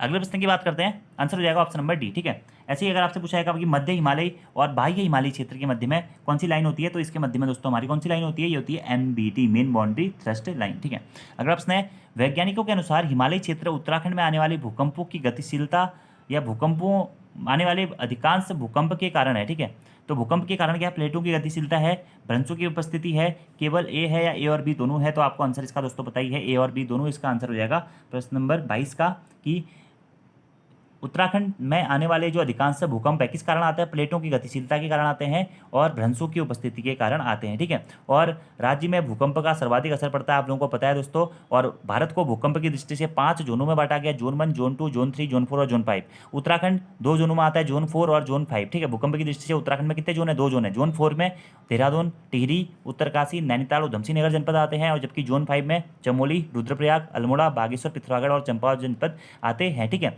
और राज्य में भूकंप की तीव्रता को मापने हेतु भूकंप मापी स्टेशन केंद्र बनाए गए हैं। कहाँ कहाँ पे स्थित हैं? देहरादून में, टिहरी में और गरुड़गंगा में यह हमारे स्थित है। ठीक है, और भारत के कुल भूकंपों में से कुल 68% जो हमारा भूकंप होते हैं दोस्तों, वह हिमालयी क्षेत्रों के अंतर्गत आते हैं। ठीक है, और उत्तराखंड भूकंप की दृष्टि से एक संवेदनशील राज्य के रूप में भी जाना जाता है। ठीक है, और भूकंप के बारे में कौन सा भूकंप कब आया था, ये मैं आपको प्रीवियस वीडियो में बता चुका हूँ। ठीक है, भूकंप की जो तीव्रता है वह रिएक्टर स्केल पर मानी जाती है और सिस्मोग्राफ नामक यंत्र से मापी जाती है, ये भी आपको याद रखना है। अगला प्रश्न है, राज्य में बाढ़ आने का प्रमुख कारण क्या है? भूस्खलन, अतिवृष्टि, केवल ए और बी दोनों, ठीक है। तो आंसर इसका दोस्तों ऑप्शन नंबर डी होगा। राज्य में बाढ़ के आने का अत्यधिक प्रमुख कारण है भूस्खलन और अतिवृष्टि, ये दोनों ही इसके कारण माने जाते हैं। और राज्य में सबसे बड़ी आपदा कब आई थी दोस्तों, आपको बताइए 16 से 17 जून 2013 को दोस्तों राज्य में सबसे बड़ी प्राकृतिक आपदा आई थी, जिसे केदारनाथ आपदा या केदारनाथ त्रासदी के नाम से भी जाना जाता है, ठीक है। और यह भी किस कारण से आई थी, भूस्खलन और अतिवृष्टि अत्यधिक बारिश के कारण, जब ग्लेशियर चोराबाड़ी के ताल में गिर गया था, उसके बाद में पानी बहुत ज़्यादा बढ़ गया था, इसके कारण ये हमारी आपदा आई थी, ठीक है। 16 से 17 जून 2013, जिसे केदारनाथ आपदा के नाम से जाना जाता है। और केदारनाथ आपदा में सेना ने ऑपरेशन सूर्या होप के तहत राहत अभियान भी चलाया था, ये आपको याद रखना है। अगला प्रश्न 24वां मैं आपको एक्सप्लेन कर चुका हूँ। प्राकृतिक आपदाओं की दृष्टि से उत्तराखंड आता है, किसमें आता है, जोन 4 और जोन 5 में उत्तराखंड आता है। और जोन 4 में कौन कौन से जिले आते हैं, जोन 5 में कौन कौन से जिले आते हैं, ये भी बता चुका हूँ, इसको आपको याद रखना है। अगला प्रश्न है, राज्य में सर्वाधिक वर्षा वाला क्षेत्र कौन सा है। तो थोड़ी देर पहले ही दोस्तों मैंने आपको बताया था, आपका बाह्य हिमालय क्षेत्र, जिसे शिवालिक क्षेत्र के नाम से भी जाना जाता है, जो कि 700 से लेकर के 1200 मीटर तक की ऊंचाई तक पाया जाता है। यह राज्य में सर्वाधिक वर्षा वाला क्षेत्र है। और राज्य में सबसे कम वर्षा वाला क्षेत्र कौन सा है, पूछा जाएगा दोस्तों, तो बृहत हिमालयी क्षेत्र हमारा राज्य में सबसे कम वर्षा वाला क्षेत्र है। अगला प्रश्न है, राज्य में सर्वाधिक औसत वार्षिक वर्षा वाला स्थान कौन सा है। तो राज्य में सर्वाधिक औसत वार्षिक वर्षा वाला स्थान दोस्तों है नरेंद्र नगर, जो कि टिहरी गढ़वाल जनपद में स्थित है। और यहाँ पर आपकी 318 सेंटीमीटर के आसपास दोस्तों प्रत्येक वर्ष औसत वर्षा होती है। औसत वार्षिक वर्षा वाला सर्वाधिक स्थान कौन सा है, वह है नरेंद्र नगर, आपको याद रखना है, ठीक है। यह आपको याद रखना है, ठीक है। और अगर नरेंद्र नगर ऑप्शन में नहीं होगा दोस्तों, और वहाँ पे राजपुर अगर आपको ऑप्शन में मिलेगा, तो आप राजपुर को भी सही कर सकते हैं, क्योंकि राजपुर में भी करीब 318.5 सेंटीमीटर के आसपास में वर्षा होती है। और वहीं आपसे प्रश्न पूछेगा, राज्य में सबसे कम वर्षा वाला स्थान कौन सा है। तो श्रीनगर दोस्तों राज्य में सबसे कम वर्षा वाले स्थान के रूप में भी जाना जाता है। ये प्रश्न भी आपको याद रखना है और महत्वपूर्ण है। सबसे अधिक वर्षा कहाँ पे होती है, मैंने आपको बता दिया था। तो सबसे अधिक वर्षा शिवालिक क्षेत्र या शिवालिक हिमालय या बाह्य हिमालय में होती है, ठीक है। सबसे कम वर्षा कहाँ पे होती है, बृहत हिमालयी क्षेत्रों में होती है, ये भी आपको याद रखना है। अगले प्रश्न की बात करते हैं, निम्नलिखित में से उत्तराखंड के कौन से जिले पूर्णतः आंतरिक सीमा वाले जिले हैं। दोस्तों देखिए, पूर्णतः आंतरिक सीमा वाले जिले कौन से होते हैं, ऐसे जिले जो कि ना तो किसी अन्य देश से अपनी सीमा साझा करते हैं और ना ही किसी अन्य दूसरे राज्य से अपनी सीमा साझा करते हैं, उन्हें पूर्ण आंतरिक सीमा वाले जिले के नाम से जाना जाता है। तो उत्तराखंड में दोस्तों 4 ऐसे जनपद हैं जो ना तो किसी अन्य देश के साथ में अपनी सीमा साझा करते हैं, ना ही किसी अन्य राज्य के साथ में अपनी सीमा साझा करते हैं। यह पूर्णतः आंतरिक जिले का मतलब है कि ऐसे जिले जो सिर्फ और सिर्फ उत्तराखंड राज्य में जो जिले हैं उनके साथ ही अपनी सीमा साझा करते हैं। तो 4 ऐसे जिले हैं दोस्तों जो कि पूर्णतः आंतरिक सीमा वाले जिले हैं। कौन कौन से जिले हैं दोस्तों, वो टिहरी गढ़वाल, रुद्रप्रयाग, बागेश्वर और अल्मोड़ा। तो आंसर हो जाएगा उपयुक्त सभी। ये सभी जिले दोस्तों पूर्णतः आंतरिक सीमा वाले जिले हैं। टिहरी, रुद्रप्रयाग, बागेश्वर और बागेश्वर अल्मोड़ा, यानी कि टोटल पूर्णतः आंतरिक सीमा वाले जिलों की संख्या कितनी है, 4 है, ये आपको याद रखना है। अगला प्रश्न है 28वां, सर्वाधिक अंतर्राष्ट्रीय सीमा रेखा वाला जिला कौन सा है दोस्तों। तो मैंने आपको बताया हुआ था, सर्वाधिक अंतर्राष्ट्रीय सीमा रेखा वाला जिला दोस्तों कौन सा है, हमारा पिथौरागढ़ जिला है, जो कि सर्वाधिक अंतर्राष्ट्रीय सीमा साझा करता है। क्यों, क्योंकि पिथौरागढ़ जनपद दोस्तों हमारा नेपाल के साथ में भी अपनी अंतर्राष्ट्रीय सीमा साझा करता है और चीन या तिब्बत के साथ में भी अपनी अंतर्राष्ट्रीय सीमा साझा करता है। इसलिए उत्तराखंड में सर्वाधिक अंतर्राष्ट्रीय सीमा साझा करने वाले जिले के रूप में हमारा पिथौरागढ़ जनपद जाना जाता है। और मैंने आपको पिछली वीडियो में भी बताया था दोस्तों, उत्तराखंड के 5 जनपद अपनी अंतर्राष्ट्रीय सीमा साझा करते हैं। और ये 5 जनपद कौन कौन से हैं, उत्तरकाशी, चमोली, पिथौरागढ़, चंपावत और उधमसिंह नगर। ये 5 जनपद अपनी क्या करते हैं, अंतर्राष्ट्रीय सीमा साझा करते हैं, ठीक है। इसमें से 3 जनपद कौन कौन से, उत्तरकाशी, चमोली और पिथौरागढ़ चीन के साथ में अपनी अंतर्राष्ट्रीय सीमा साझा करते हैं। और वहीं अन्य 3 जनपद पिथौरागढ़, चंपावत और उधमसिंह नगर, ये नेपाल के साथ में अपनी अंतर्राष्ट्रीय सीमा साझा करते हैं। और अंतर्राष्ट्रीय सीमा की कुल लंबाई है 625 किलोमीटर। आपको याद रखना है, अंतर्राष्ट्रीय सीमा वाले ये जिले हैं। अगले प्रश्न की बात करते हैं, राज्य के निम्नलिखित कस्बों में से कौन मैदानी क्षेत्र में स्थित है।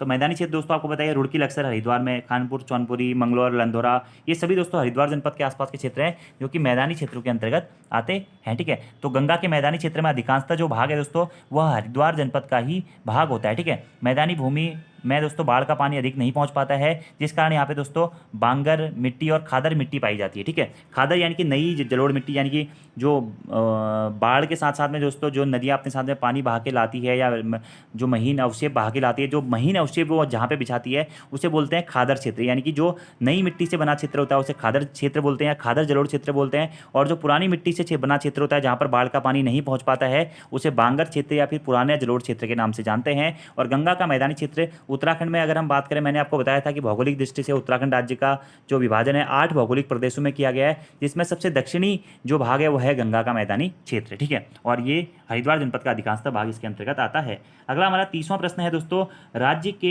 निम्न कस्बों में से कौन सा कस्बा तराई क्षेत्र में स्थित है, ठीक है। तो तराई भाबर क्षेत्र के बारे में भी मैं आपको बता चुका हूं दोस्तों कि नदियां जो अपने साथ में कंकड़ पत्थर बालू ये सब कुछ बहा के लेके आती है, तो मोटे कंकड़ पत्थर वो जहाँ पे बिछाती है उस क्षेत्र को भाबर क्षेत्र बोलते हैं, और जो महीन मिट्टी को जिस क्षेत्र में बिछाते हैं उसे तराई क्षेत्र कहते हैं, ठीक है। तराई क्षेत्र में पाताल तोड़ कुएं पाए जाते हैं, ये सब मैं आपको बता चुका हूँ, ठीक है, पिछली वीडियो में। और तराई क्षेत्र में उधमसिंह नगर जनपद का हमारा अधिकांशतः भाग आता है, नैनीताल जनपद का भी कुछ भाग आता है, पौड़ी गढ़वाल जनपद का भी कुछ भाग आता है। और यहाँ पर दोस्तों तराई क्षेत्र में बंगाली, हरियाणवी, पंजाबी आदि क्षेत्रों के लोग पाए जाते हैं। सबसे अत्यधिक जैव विविधता मतलब जो मनुष्यों की दृष्टि से देखा जाए या अत्यधिक जातियों की दृष्टि से देखा जाए तो तराई भाबर क्षेत्र में ही होता है। उपजाऊपन की दृष्टि से तराई भाबर क्षेत्र हमारा बहुत महत्वपूर्ण माना जाता है। तो तराई भाबर क्षेत्र में स्थित कौन कौन से क्षेत्र हैं? औरंगाबाद, ज्वालापुर सही है, सितारगंज, बादपुर ये भी सही है, काशीपुर, खटीमा ये भी बिल्कुल सही है। तो ये सभी क्षेत्र दोस्तों हमारा तराई क्षेत्र के अंतर्गत आते हैं। उधमसिंह नगर जनपद का अधिकांशतः क्षेत्र, हरिद्वार जनपद का कुछ क्षेत्र, पौड़ी गढ़वाल जनपद का कुछ क्षेत्र, नैनीताल जनपद का कुछ क्षेत्र हमारा तराई भाबर क्षेत्र के अंतर्गत आता है। और यहाँ पर उपोष्ण प्रकार की जलवायु पाई जाती है। अब दोस्तों राज्य के किस क्षेत्र में कुमाऊनी और गढ़वाली लोगों के अलावा पंजाबी, बंगाली, सिंधी और हरियाणवी लोग भी बसे हुए हैं? तो तराई क्षेत्र में दोस्तों, तराई भाबर का जो क्षेत्र है उसमें से मुख्यतः तराई क्षेत्र में कुमाऊनी और गढ़वाली लोगों के अलावा पंजाबी, बंगाली, सिंधी और हरियाणवी लोग भी बसे हुए हैं। तराई क्षेत्र के बारे में मैंने आपको बताया था दोस्तों कि कृषि हेतु उपजाऊ क्षेत्र के रूप में जाना जाता है। उधमसिंह नगर जनपद का अधिकांशतः जो भाग होता है वह तराई क्षेत्र के अंतर्गत आता है। इसमें बंगाली, हरियाणवी, पंजाबी और अन्य अन्य प्रकार के धर्मों के लोग सर्वाधिक जो विविधता पाई जाती है हम कह सकते हैं वह तराई क्षेत्र में ही पाई जाती है। पाताल तोड़ कुएं भी दोस्तों तराई क्षेत्र में ही पाए जाते हैं। और तराई क्षेत्र के बारे में डिटेल से मैं आपको बता चुका हूं दोस्तों कि यह गंगा के मैदानी क्षेत्र के उत्तर में तथा भाबर क्षेत्र के दक्षिण में स्थित है, ठीक है। और नई मिट्टी से बना क्षेत्र जो होता है तराई क्षेत्र होता है, और पुराना जो कंकड़ पत्थर से बना हुआ क्षेत्र होता है वह हमारा भाबर क्षेत्र होता है। अगला 32वां प्रश्न है, शिवालिक श्रेणियों की ऊंचाई दोस्तों कितनी होती है? 850 से 1200 मीटर, 850 से 750 से 100 मीटर, 750 से 1500 मीटर या 750 से 1300 मीटर। तो शिवालिक श्रेणी की ऊंचाई में दोस्तों आपका एक्यूरेट जो आंसर होगा वो होगा 750 से 1200 मीटर वाला। वैसे एक्चुअलिटी में बात करें शिवालिक श्रेणियों की, तो शिवालिक श्रेणियों की जो ऊंचाई होती है दोस्तों, जिसे हम बाह्य हिमालय या फिर हिमालय का पाद क्षेत्र के नाम से भी जानते हैं, यह 700 से लेकर 1200 मीटर तक की ऊंचाई तक पाया जाता है, ठीक है। लेकिन ऑप्शन के अकॉर्डिंग देखा जाए तो 750 से 1300 आपका बिल्कुल सही आंसर होगा। तो ऑप्शन नंबर डी यहाँ पर आपका सही आंसर होगा। तो शिवालिक श्रेणियों के बारे में बात कर लेते हैं। इसे बाह्य हिमालय, हिमालय का पाद कहा जाता है, और हिमालय की सबसे नवीन पर्वत श्रृंखला के नाम से भी शिवालिक क्षेत्र को ही जाना जाता है। और शिवालिक श्रेणी का ही प्राचीन नाम मैनाक पर्वत के नाम से भी जाना जाता है, जिसका अर्थ होता है शिवजी की भौहें, ठीक है। राज्य में सर्वाधिक वर्षा भी दोस्तों शिवालिक हिमालय क्षेत्र में ही होती है, और राज्य में सर्वाधिक जो पर्यटन केंद्र हैं वह भी शिवालिक क्षेत्र में ही पाए जाते हैं। सबसे नवीन क्षेत्र होने के कारण दोस्तों यहाँ पे जीवाश्मों की अधिकता या खनिज की दृष्टि से भी सबसे महत्वपूर्ण हमारा शिवालिक क्षेत्र को ही माना जाता है, ठीक है। बाकी आपको बताइए दोस्तों शिवालिक हिमालय हमारा लघु या मध्य हिमालय से किस प्रकार से अलग होता है? तो शिवालिक हिमालय दोस्तों लघु या मध्य हिमालय से दोस्तों जो हमारा शिवालिक क्षेत्र होता है या बाह्य हिमालय होता है वह मध्य हिमालय से किस लाइन से तो अलग होता है? तो एमबीटी लाइन से अलग होता है, मेन बाउंड्री थ्रस्ट लाइन से। बाकी जो हमारा मध्य हिमालय होता है या लघु हिमालय होता है वह बृहत हिमालय से किस लेखा द्वारा अलग होता है? एमसीटी लाइन द्वारा, यानी कि मेन सेंट्रल थ्रस्ट द्वारा अलग होता है। और जो हमारा शिवालिक क्षेत्र है वह तराई भाबर क्षेत्र से या गंगा के मैदानी क्षेत्र से किस लाइन द्वारा विभक्त होता है? तो HFF यानी कि हिमालयन फ्रंटेड फॉल्ट लाइन द्वारा अलग होता है। ये मैं आपको दोस्तों डिटेल्स में पहले भी बता चुका हूँ, इसलिए आप वो वीडियो देख लीजिएगा, आपको एग्जैक्टली वहाँ से सब कुछ चीज़ें पता चल जाएगी। बाकी शिवालिक क्षेत्र का विस्तार दोस्तों उत्तराखंड के कितने जनपदों में पाया जाता है? ये भी एक महत्वपूर्ण प्रश्न है। तो शिवालिक क्षेत्र का विस्तार उत्तराखंड के 7 जनपदों में पाया जाता है, ये भी आपको याद रखना है।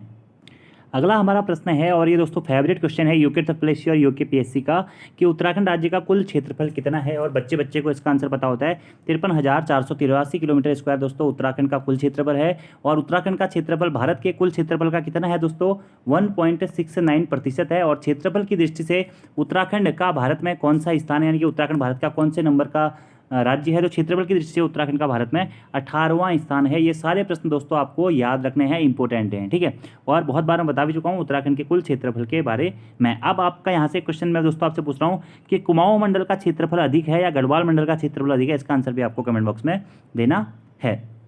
अगले प्रश्न की बात करते हैं। शिवालिक श्रेणी का प्राचीनतम नाम है मैनाक पर्वत, मंदगाधन पर्वत, कैलाश पर्वत या इनमें से कोई नहीं। तो पहले ही बता दिया था दोस्तों मैंने आपको कि जो आपका शिवालिक श्रेणियां हैं या जिसे हम बाह्य हिमालय क्षेत्र या हिमालय का पाद नाम से भी जानते हैं, यह हिमालय श्रेणी का सबसे नवीन भाग है। इसी कारण दोस्तों इसे मैनाक पर्वत के नाम से भी जाना जाता था प्राचीन समय में। किस नाम से? मैनाक पर्वत के नाम से इसे जाना जाता था। ठीक है, अगला हमारा प्रश्न है माणा दर्रा स्थित है। तो सभी लोगों को दोस्तों पता होता है उत्तराखंड में हमारा माणा दर्रा स्थित है। अब माणा दर्रा भी उत्तराखंड में किस किस के मध्य में स्थित है? तो ये एक दोस्तों अंतर्राष्ट्रीय दर्रा है जो कि चमोली जनपद और चीन के मध्य में या तिब्बत के मध्य में स्थित, चमोली और तिब्बत के मध्य में स्थित दोस्तों क्या? माणा दर्रा। ठीक है, माणा, नीति, किंगरी विंगरी, ये सभी दर्रे हमारे कहाँ पे स्थित हैं?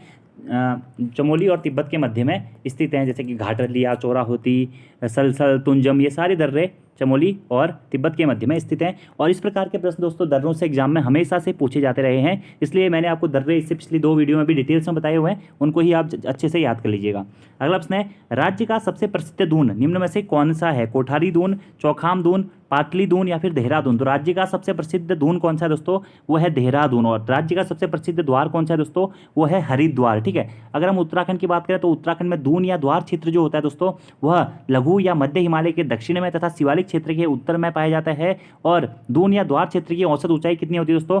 350 मीटर से लेकर के 750 मीटर तक की इसकी ऊंचाई होती है। जिसमें से राज्य का सबसे बड़ा दून या सबसे प्रसिद्ध दून कौन सा है? वो है देहरादून, जिसकी लंबाई दोस्तों 75 किलोमीटर है और इसकी चौड़ाई 24 से लेकर 32 किलोमीटर के मध्य में स्थित है। ठीक है, और मध्य हिमालय व शिवालिक श्रेणी के बीच में पाई जाने वाली जो क्षैतिज और चौरस घाटियां होती हैं उनको दून कहा जाता है। और यही जो घाटियां पूर्व वाले भाग में पाई जाती हैं उन्हीं को द्वार कह के संबोधित किया जाता है। तो आपको याद रखना है दून या द्वार क्षेत्र के बारे में, जिसमें से सबसे बड़ा दून कौन सा है? देहरादून है। सबसे बड़ा द्वार कौन सा है दोस्तों? वह है हरिद्वार। अब यहाँ पे दोस्तों एक है कोठारी दून, ठीक है, या कोठरी दून, ये कौन से जनपद में स्थित है? तो कोठारी दून और चौखम दून दोस्तों यह पौड़ी गढ़वाल जनपद में स्थित है। ये दोनों दून कहाँ है? जो पौड़ी गढ़वाल जनपद में स्थित है। हर का दून एग्जाम में पूछा गया, हर का दून दोस्तों कहाँ है? उत्तरकाशी जनपद में स्थित है। पाटली दून कहाँ स्थित है दोस्तों? नैनीताल में स्थित है पाटली दून। ठीक है, ये आपको डायरेक्टली याद रखना है। और कोटा दून भी कहाँ है? नैनीताल में ही स्थित है। और दून घाटी में उपोष्ण प्रकार की जलवायु पाई जाती है और भूस्खलन की घटनाएं भी दून घाटियों में हमें अधिकतर देखने को मिलती हैं। याद रखना है आपको ये सब। अगला प्रश्न है देखिए नीति, किंगरी विंगरी, सैल, साल व धर्मा क्या है? ये मैंने क्वेश्चन आपको पहले ही बताया हुआ है। ये दोस्तों सभी क्या हैं? दर्रे हैं। सभी क्या हैं? दर्रे हैं। जिसमें धर्मा या धारमा दर्रा दोस्तों कहाँ है? पिथौरागढ़ और तिब्बत के मध्य में स्थित है। ठीक है, नीति, किंगरी विंगरी और सलसला दर्रा ये कहाँ स्थित है? चमोली और तिब्बत के मध्य में स्थित है। याद रखना है आपको। ठीक है, अगले प्रश्न की बात करते हैं।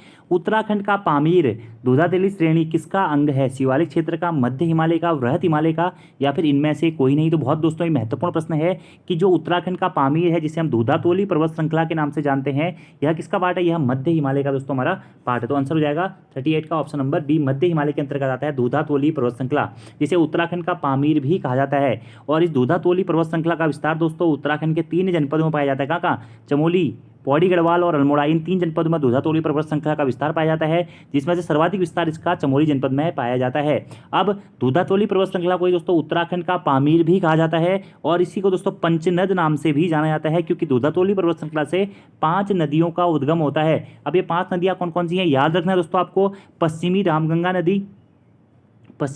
नदी, आटागाड़ नदी, पश्चिमी नयार नदी, पूर्वी नयार नदी और वूनो नदी, इन 5 नदियों का उद्गम दोस्तों दूधातोली पर्वत श्रृंखला से होता है। इसी कारण इसे उत्तराखंड का पामीर या पंचनद नाम से भी जाना जाता है। और औषधीय वनस्पतियां, वनों और कई प्रकार के अन्य जीवों के कारण दोस्तों हमारा दूधातोली पर्वत श्रृंखला काफ़ी प्रसिद्ध मानी जाती है। ठीक है, यहाँ पर जब गर्मियों का मौसम होता है वहाँ पर गद्दी और गुजर जनजाति के लोग या अन्य जनजातियों के लोग पशुओं को चराने भी आते हैं दोस्तों। और आपको याद रखना है जो ये उत्तराखंड का पामीर यानी कि दूधातोली रेंज है दोस्तों, तो जो चांदपुर परगना जो क्षेत्र है जो था, मतलब ब्रिटिश काल में जो ये उत्तराखंड का पामीर वाला क्षेत्र था या चांदपुर परगने का हिस्सा था।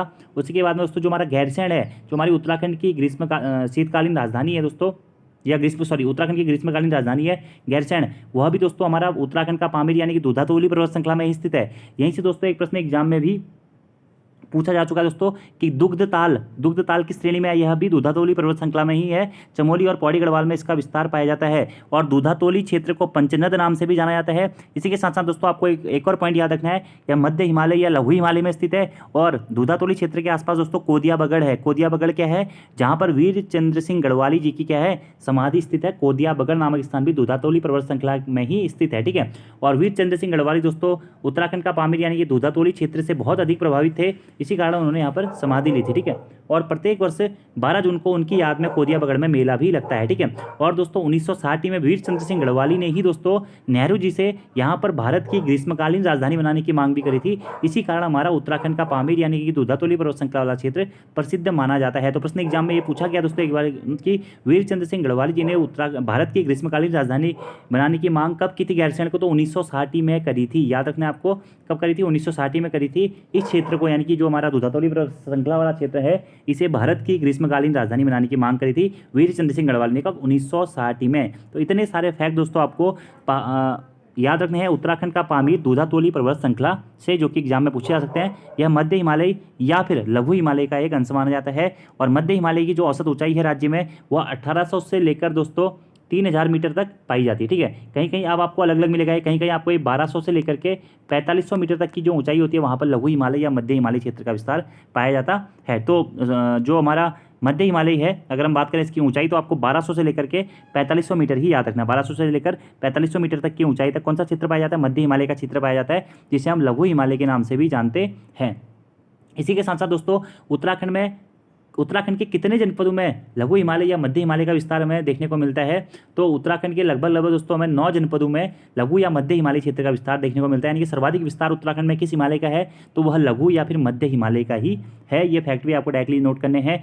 जो अगर हम बात करें दोस्तों उत्तराखंड का पामीर दूधातोली पर्वत श्रृंखला, पहाड़ों की रानी मसूरी, रानीखेत, दूधातोली पर्वत श्रृंखला, बिंसर पर्वत श्रृंखला, द्रोणगिरी पर्वत श्रृंखला, यह सभी हमारे लघु हिमालय या मध्य हिमालय क्षेत्रों के अंतर्गत ही आते हैं। यहाँ पर कर्णधारी वन पाए जाते हैं और इसका जो ऊपरी भाग होता है दोस्तों उस क्षेत्र में कुछ हमारे बुग्याल भी पाए जाते हैं। तो ये सारे फैक्ट्स दोस्तों आपको याद रखने हैं जो कि इंपॉर्टेंट है एग्जाम्स के पॉइंट ऑफ व्यू से, ठीक है। अगले प्रश्न की बात करते हैं, पहाड़ों की रानी मसूरी किस श्रेणी का अंग है, तो पहाड़ों की रानी मसूरी को कहा जाता है दोस्तों, और पहाड़ों का राजा चक्राता को कहा जाता है। दोनों देहरादून जनपद में ही स्थित है, ठीक है। मसूरी की जो खोज हुई थी कैप्टन यंग या कैप्टन जोग के द्वारा 1825 में की गई थी दोस्तों। और जो पहाड़ों की रानी मसूरी है यह भी मध्य हिमालय श्रेणी या फिर दोस्तों लघु हिमालय श्रेणी का ही अंग माना जाता है, पहाड़ों की रानी मसूरी, ठीक है। और मसूरी से संबंधित दोस्तों फैक्ट बहुत सारे हैं जो कि मैं स्पेशली एक वीडियो बना दूंगा, और पहले भी पोस्टमार्टम क्लासेज अगर आपने देखी हुई है तो वहाँ पर मैं मसूरी के बारे में आपको बहुत डिटेल्स में बता चुका हूँ। तो इसलिए आप उन वीडियोज़ को भी जरूर देख लीजिएगा जो पुरानी वीडियोज़ हैं, ठीक है।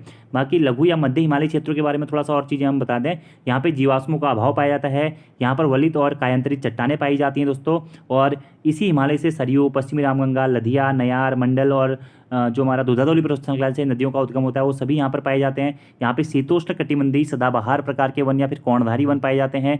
और इस हिमालय का जो प्रमुख वृक्ष दोस्तों वह चीड़ माना जाता है, ठीक है। और बुग्याल या प्यार भी इस क्षेत्र के ऊपर वाले फॉल्ट में माने जाते, मतलब भाग में पाए जाते हैं, ठीक है। तो इतने फैक्ट, और 1200 से लेकर 4500 मीटर तक इसकी ऊंचाई पाई जाती है, ठीक है। तो इतने फैक्ट दोस्तों आपको याद रखने हैं मध्य हिमालयी क्षेत्र से, ठीक है। बाकी दोस्तों देखिए बताने को बहुत सारी चीज़ें हैं, लेकिन अब वही बात है कि क्या क्या चीज़ें आपको बताई जाए, ठीक है। तो मसूरी के बारे में अगर आप लोग जानना चाहते हो तो मसूरी के बारे में मैं आपको थोड़ा बहुत बता देता हूँ दोस्तों कि मसूरी से एक प्रश्न एग्जाम में बहुत बार पूछा था कि मसूरी की खोज कब की गई थी या मसूरी की स्थापना कब की गई थी, तो कैप्टन यंग के द्वारा दोस्तों, या जिसे कभी कभी आप कैप्टन जोग नाम से भी पढ़ते हैं, उनके द्वारा मसूरी की स्थापना की गई थी कब, 1825 में। किसी किसी किताब में दोस्तों 1827 भी आपको देखने को मिलेगा, इसलिए आपको ये दोनों ही याद करते हुए चलने हैं, ठीक है। और मसूरी किस जनपद का भाग है, तो मसूरी दोस्तों हमारा देहरादून जनपद में आता है, पहाड़ों की रानी नाम से इसे जाना जाता है। इसी के साथ साथ दोस्तों गंगोत्री और यमुनोत्री का प्रवेश द्वार के रूप में भी दोस्तों मसूरी को ही जाना जाता है, ठीक है। कैप्टन यंग के द्वारा इसकी स्थापना की गई थी, और अब स्थापना के अलग अलग वर्ष मैंने आपको बताया 1825 भी है, 27 भी है, कहीं कहीं आप 1823 भी देखेंगे, ठीक है। और दोस्तों एक और प्रश्न मसूरी से पूछा गया है कि मसूरी का जो नाम है वह किसके नाम पर पड़ा था, तो मसूरी का जो नाम है दोस्तों वह मसूर पौधे के नाम से पड़ा था। आप लोगों ने मसूर की दाल खाई होगी ना, तो मसूर पौधे के कारण ही मसूरी का नाम पड़ा था, नामकरण हुआ था। यह प्रश्न भी एग्जाम में पूछा गया है। मसूरी की पहली इमारत दोस्तों कौन सी है, मलिंगार होटल है, मलिंगार होटल जो कि 1828 में बनी थी। एक और प्रश्न दोस्तों मसूरी से कि मॉम संग्रहालय उत्तराखंड में कहाँ स्थित है, वैयक्तिक सहायक में प्रश्न पूछा गया है। मॉम संग्रहालय दोस्तों मसूरी में ही स्थित है, ठीक है। मसूरी में ही सेंट जॉर्ज विद्यालय भी है। मसूरी में ही दोस्तों आप लोगों को याद रहना चाहिए लवासना यानी कि लाल बहादुर शास्त्री राष्ट्रीय प्रशासनिक प्रशिक्षण अकादमी, यह प्रश्न भी दोस्तों पूछा गया एग्जाम में, एल लबासना, ठीक है। लाल बहादुर शास्त्री राष्ट्रीय प्रशासनिक प्रशिक्षण अकादमी या उत्तराखंड प्रशासनिक प्रशिक्षण अकादमी, या मतलब आप ये कह सकते हैं कि तो नॉर्मली राष्ट्रीय प्रशासनिक प्रशिक्षण अकादमी या फिर लाल बहादुर शास्त्री राष्ट्रीय प्रशासनिक अकादमी कहाँ स्थित है, मसूरी में स्थित है। और इसकी स्थापना कब हुई थी, 1 सितंबर 1959 को दोस्तों इसकी स्थापना हुई थी। हाल ही में कनिष्ठ सहायक के एग्जाम पेपर में यह प्रश्न पूछा गया था कि लाल बहादुर शास्त्री राष्ट्रीय प्रशासनिक प्रशिक्षण अकादमी की स्थापना कब हुई थी? 1 सितंबर 1959 को हुई थी। कहाँ स्थित है? या मसूरी में ही स्थित है। ठीक है, मसूरी में ही दोस्तों एक लाइब्रेरी है। और मसूरी लाइब्रेरी की स्थापना कब हुई थी? 1843 में हुई थी। मसूरी गोलीकांड की घटना कब हुई थी? 2 सितंबर 1994 को दोस्तों मसूरी गोलीकांड की घटना हुई थी। मसूरी की सबसे ऊंची चोटी कौन सी है? लाल टिब्बा है, लाल टिब्बा है दोस्तों। ठीक है, गनहिल नामक पहाड़ी भी कहाँ है? मसूरी में ही स्थित है। मसूरी रोपवे का निर्माण कब हुआ था? 1970 में मसूरी में रोपवे का निर्माण हुआ था। मसूरी में ही दोस्तों हार्डी जलप्रपात, भट्टा जलप्रपात, कैमल्स बैक और झड़ी पानी जलप्रपात, विंटर लाइन का आयोजन, हैप्पी वैली, लंडौर बाजार, क्लाउंस एंड विनोग पहाड़ी, एवरेस्ट हाउस दोस्तों, यह सभी कहाँ स्थित है? मसूरी में स्थित है। जिसमें से एवरेस्ट हाउस वाला प्रश्न एग्जाम में पूछा गया कि एवरेस्ट हाउस या एवरेस्ट का बंगला कहाँ स्थित था, तो यह दोस्तों मसूरी में ही स्थित है। लंडौर बाजार मसूरी में ही स्थित है। हैप्पी वैली दोस्तों मसूरी में ही स्थित है। क्राइस्ट चर्च हमारा मसूरी में ही स्थित है। ठीक है, उत्तराखंड राज्य के सबसे पहले समाचार पत्र द हिल्स का प्रकाशन भी मसूरी से ही किया गया था। राज्य की सबसे पहली नगर पालिका जो कि 1842-43 में बनी थी, मसूरी नगर पालिका ही थी। ठीक है, ये दोस्तों बहुत सारे प्रश्न है मसूरी से संबंधित, जैसे कि संतरा देवी मंदिर, यह भी मसूरी में ही स्थित है। तो इतनी चीज़ें याद कर लीजिएगा, लिख लीजिएगा। दोबारा अगर नोट नहीं किया है तो दोबारा से नोट कर लो, और इंपॉर्टेंट है, एग्जाम में यहाँ से प्रश्न बनेगा ही बनेगा। ठीक है, अब एक और प्रश्न मैं आपसे पूछता हूँ कि मसूरी कौन सी नदी के तट पर स्थित है? इसका आंसर आपको कमेंट बॉक्स में देना है। अगला प्रश्न है दोस्तों, रानीखेत पर्वत श्रेणी स्थित है किस हिमालय में? तो थोड़ी देर पहले ही दोस्तों मैंने आपको बताया हुआ भी था कि रानीखेत भी हमारा मध्य हिमालयी क्षेत्र में ही स्थित है। ठीक है, मध्य हिमालय या लघु हिमालयी क्षेत्र में। अगला प्रश्न 41वां, निम्नलिखित में से किस हिमालय का अधिकांशतः भाग वर्ष भर हिमाच्छादित रहता है? तो सबसे उत्तर में दोस्तों पाया जाता है हमारा कौन सा इसमें से?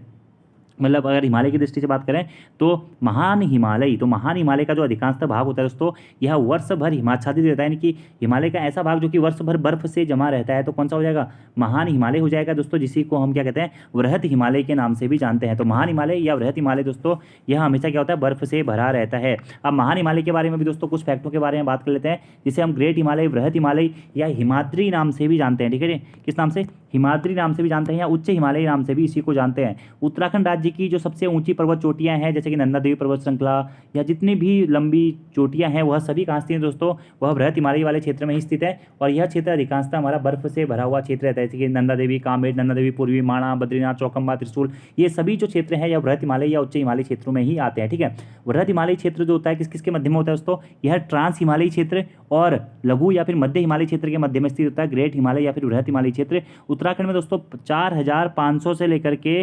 7817 मीटर तक की ऊंचाई तक हमारा बृहत हिमालयी क्षेत्र या महान हिमालयी क्षेत्र का विस्तार पाया जाता है। और बृहत हिमालय की सबसे ऊंची चोटी कौन सी है दोस्तों? नंदा देवी पर्वत श्रृंखला है। और महान हिमालय के निचले भागों में जो छोटे छोटे घास के मैदान पाए जाते हैं, इन्हें दोस्तों बुग्याल या फिर पयार कह के संबोधित किया जाता है। तो बुग्याल या पयार कहाँ पाए जाते हैं? मध्य हिमालय के ऊंचे भागों में, और जो बृहत हिमालय के निचले भागों में दोस्तों हमारा बुग्याल या पयार पाए जाते हैं। इसी के साथ साथ दोस्तों इन्हीं बुग्याल या पयारों को हम घास के मैदान, मर्ग, गुलमर्ग, सोनमर्ग, टनमर्ग आदि नामों से भी जानते हैं। हिमाचल प्रदेश में इन घास के मैदानों को थच कहा जाता है। और इन्हीं बुग्यालों को, पयारों को या घास के मैदान को दोस्तों पशु चारकों का स्वर्ग नाम से भी जाना जाता है। और ग्रेट हिमालय या बृहत हिमालय के बारे में दोस्तों आपको याद रखना है कि यहाँ पर सबसे कम वर्षा होती है। तो हिमालय के किस क्षेत्र में सबसे कम वर्षा होती है? तो वह दोस्तों हमारा ग्रेट हिमालय या बृहत हिमालय में ही सबसे कम वर्षा होती है। और बृहत हिमालय के मूल निवासी कौन होते हैं दोस्तों? तो भोटिया जनजाति के जो लोग होते हैं वह बृहत हिमालय के मूल निवासी माने जाते हैं। उत्तराखंड के कितने जनपदों में बृहत हिमालय का विस्तार पाया जाता है? उत्तराखंड के दोस्तों 6 जनपदों में बृहत हिमालय का विस्तार पाया जाता है। उत्तरकाशी, टिहरी गढ़वाल, रुद्रप्रयाग, चमोली, बागेश्वर और पिथौरागढ़।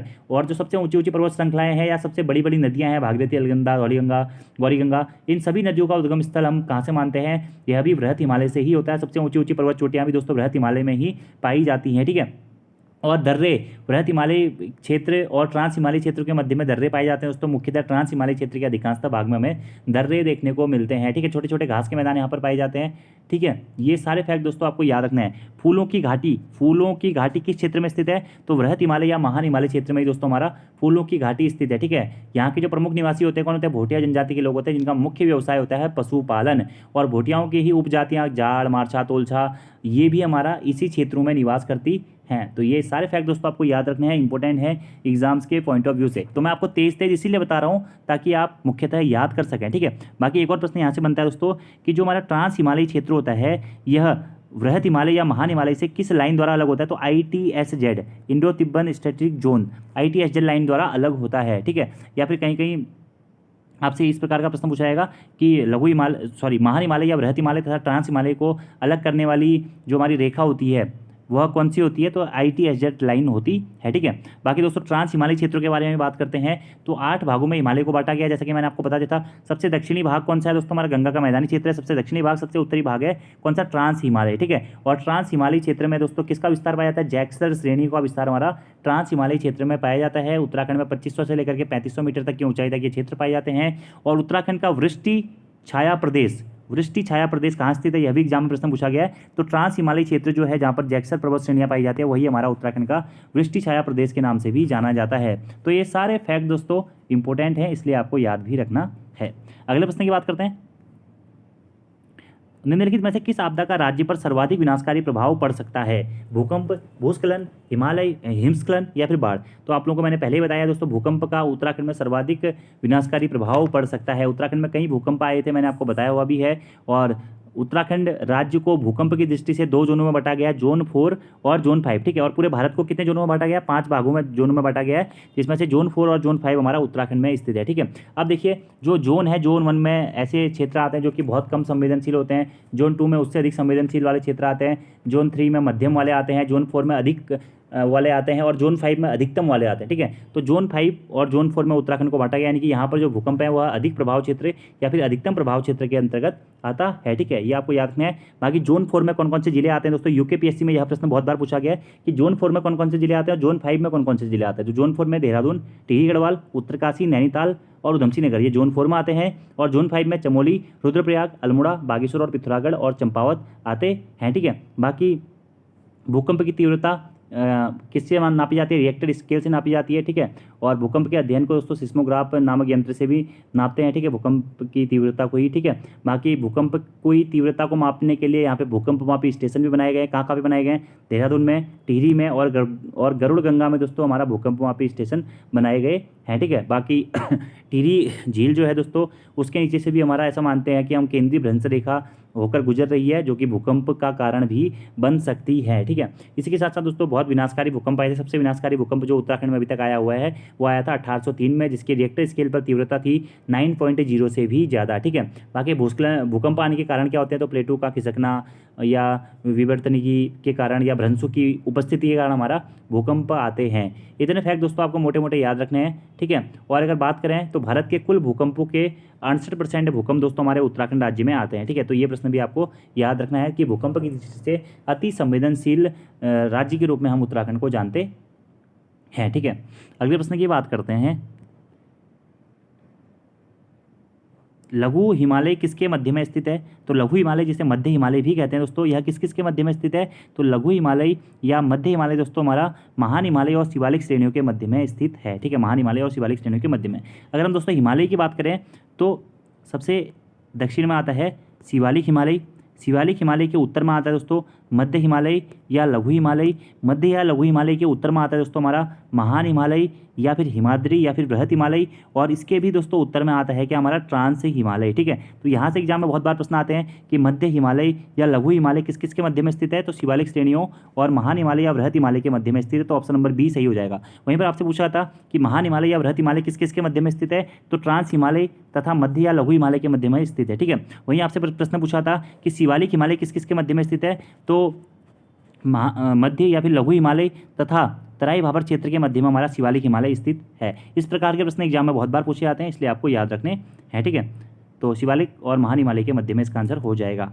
अगला प्रश्न है दोस्तों, भारतीय सर्वेक्षण विभाग का मुख्यालय कहाँ स्थित है। तो बहुत इंपॉर्टेंट क्वेश्चन है दोस्तों। वर्तमान में भारतीय सर्वेक्षण विभाग का मुख्यालय दोस्तों हमारा कहाँ पे स्थित है, देहरादून में स्थित है भारतीय सर्वेक्षण विभाग का मुख्यालय। अब यहाँ से दोस्तों एग्जाम में बहुत बार प्रश्न पूछे गए हैं भारतीय सर्वेक्षण विभाग को लेकर। देखिए भारतीय सर्वेक्षण विभाग की बात करें तो इसकी स्थापना कब होती है दोस्तों, 1767 में, 1767 में दोस्तों भारतीय सर्वेक्षण विभाग की स्थापना हुई थी। कहाँ, बंगाल में। बंगाल में दोस्तों भारतीय सर्वेक्षण विभाग की स्थापना हुई थी और इसका मुख्यालय जो है दोस्तों बंगाल से देहरादून कब स्थानांतरित किया गया, तो दोस्तों 1942 से दोस्तों यह हमारा जो भारतीय सर्वेक्षण विभाग है यह कहाँ, देहरादून में स्थित है। तो देहरादून में भारतीय सर्वेक्षण विभाग की स्थापना कब हुई थी, 1942 में हुई थी। लेकिन सबसे पहले भारतीय सर्वेक्षण विभाग की स्थापना 1767 में हुई थी। कहाँ पे, बंगाल में। और इसका काम क्या होता है दोस्तों, हमारा देश में जो प्रत्येक प्रकार के भू सर्वेक्षण के कार्य होते हैं या मानचित्र बनाने के कार्य होते हैं या फिर जो भी सर्वे होते हैं, वनस्पति सर्वे, प्राणी विज्ञान सर्वे या ये सारी सर्वे आदि का सर्वेक्षण करना हमारा भारतीय सर्वेक्षण विभाग का मुख्यतः कार्य माना जाता है, ठीक है। और इसके महासर्वेक्षक एवरेस्ट ने 1852 में विश्व की सबसे ऊंची चोटी का भी मतलब जो एवरेस्ट पर्वत श्रृंखला को फतेह किया था। इसी कारण उस चोटी को हम वर्तमान में एवरेस्ट चोटी के नाम से जानते हैं। यहीं से दोस्तों एक प्रश्न पूछा जाता है कि भारत का प्रथम डाक टिकट सबसे पहले किस विभाग ने जारी किया था। तो भारत का सबसे पहला डाक टिकट दोस्तों भारतीय सर्वेक्षण विभाग ने ही जारी किया था। कब किया था? 1854 में। कब? 1854 में, ठीक है। और माउंट एवरेस्ट ने एवरेस्ट की सबसे ऊंची चोटी को कब फतेह किया था? 1852 में। तभी से इस चोटी को माउंट एवरेस्ट चोटी के नाम से भी जाना जाता है। इतने पॉइंट आपको याद रखने हैं। अगला 45वां प्रश्न बहुत बार बता रखा है, सरंगकंठ दर्रा किन किन के मध्य में स्थित है। तो उत्तराखंड और हिमाचल प्रदेश के मध्य में दोस्तों हमारा सरंगकंठ दर्रा स्थित है, ठीक है। सारे दर्रे बता चुका हूं, तो आप दर्रे वाला प्रश्न आपको नहीं छोड़ना है, ठीक है, इंपॉर्टेंट है। अगला प्रश्न है दोस्तों, थांगला दर्रा या थांगला दर्रा किस जनपद में स्थित है। तो थांगला दर्रा दोस्तों लाला मैंने आपको बताया था जिसके पीछे आता है वह उत्तरकाशी में स्थित है। जैसे कि थांगला, मुलिंगला, नीलंगला और सांगचोकला, यह सभी दर्रे कहाँ स्थित हैं? यह उत्तरकाशी जनपद में स्थित हैं। और उत्तरकाशी तथा तिब्बत के मध्य में स्थित है दोस्तों ये दर्रे। किस किस के मध्य में है? उत्तरकाशी तथा तिब्बत के मध्य में दोस्तों हमारे ये दर्रे स्थित हैं, आपको याद रखना है। अगले प्रश्न की बात करते हैं दोस्तों, निम्न कथनों पर विचार कर सही उत्तर चुनें। राज्य का निचला हिमालयी क्षेत्र अधिक आबादी वाला है, बिल्कुल सही है दोस्तों। राज्य का जो निचला हिमालयी क्षेत्र है वहाँ पर अधिक आबादी निवास करती है, सही है। अगला है, बाह्य हिमालयी क्षेत्र मुख्यतः वनाच्छादित है। तो बाह्य हिमालयी क्षेत्र जिसे हम शिवालिक क्षेत्र के नाम से जानते हैं, यह मुख्यतः क्या है दोस्तों? वनाच्छादित है, वनों से घिरा हुआ है, बिल्कुल सही है दोस्तों, ठीक है। यहाँ पे गर्म शीतोष्ण प्रकार की जलवायु पाई जाती है। अगला प्रश्न है, अगला ऑप्शन है, भाबर क्षेत्र या पात प्रदेश में मृदा के मोटे निक्षेप मिलते हैं, बिल्कुल सही है। जो भाबर क्षेत्र का निर्माण होता है वह मोटे उबड़ खाबड़ कंकड़ पत्थर आदि मोटे बालू युक्त मिट्टी से होता है, ये भी बिल्कुल सही है। तो आंसर हो जाएगा सभी दोस्तों इसमें से सही आपके हो जाएंगे। 48वां प्रश्न है, निम्न जिलों व क्षेत्रफल में कौन सुमेलित नहीं है। चमोली जनपद का क्षेत्रफल 8030 किलोमीटर स्क्वायर है, बिल्कुल सही है दोस्तों। उत्तराखंड में सर्वाधिक क्षेत्रफल वाला जनपद कौन सा है? वह है चमोली, ठीक है। उत्तरकाशी जनपद का क्षेत्रफल 8016 वर्ग किलोमीटर है, ये भी बिल्कुल सही है दोस्तों। पिथौरागढ़ जनपद का क्षेत्रफल 7090 किलोमीटर स्क्वायर है, ये भी बिल्कुल सही है। तो कौन सा सुमेलित नहीं है? ऑप्शन नंबर बी दोस्तों हमारा सुमेलित नहीं है। चंपावत जनपद उत्तराखंड का सबसे कम क्षेत्रफल वाला जनपद है दोस्तों, जिसका क्षेत्रफल है 1766 kilometre square. 1766 kilometre square Uttarakhand का क्षेत्रफल है, ठीक है। तो उत्तराखंड में सर्वाधिक क्षेत्रफल वाला जनपद कौन है? चमोली। और सबसे कम क्षेत्रफल वाला जनपद कौन है? चंपावत। और राइट आंसर हो जाएगा सुमेलित कौन सा नहीं है? चंपावत, क्योंकि यहाँ पे 1766 होना चाहिए था।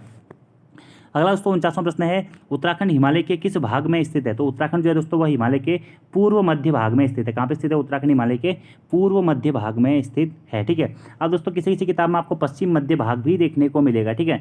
तो अगर प्रोस्पेक्ट में बात करें तो दोनों ही आंसर आपके इसके सही लगते हैं। तो फिलहाल आप इन दोनों में से चूज करके बताइएगा कि सही आंसर क्या है। बाकी अगली वीडियो में मैं आपको एक क्वेश्चन पूरा रीजन के साथ एक्सप्लेन करूंगा कि पूर्व मध्य हिमालय होना चाहिए या पश्चिम मध्य हिमालय होना चाहिए।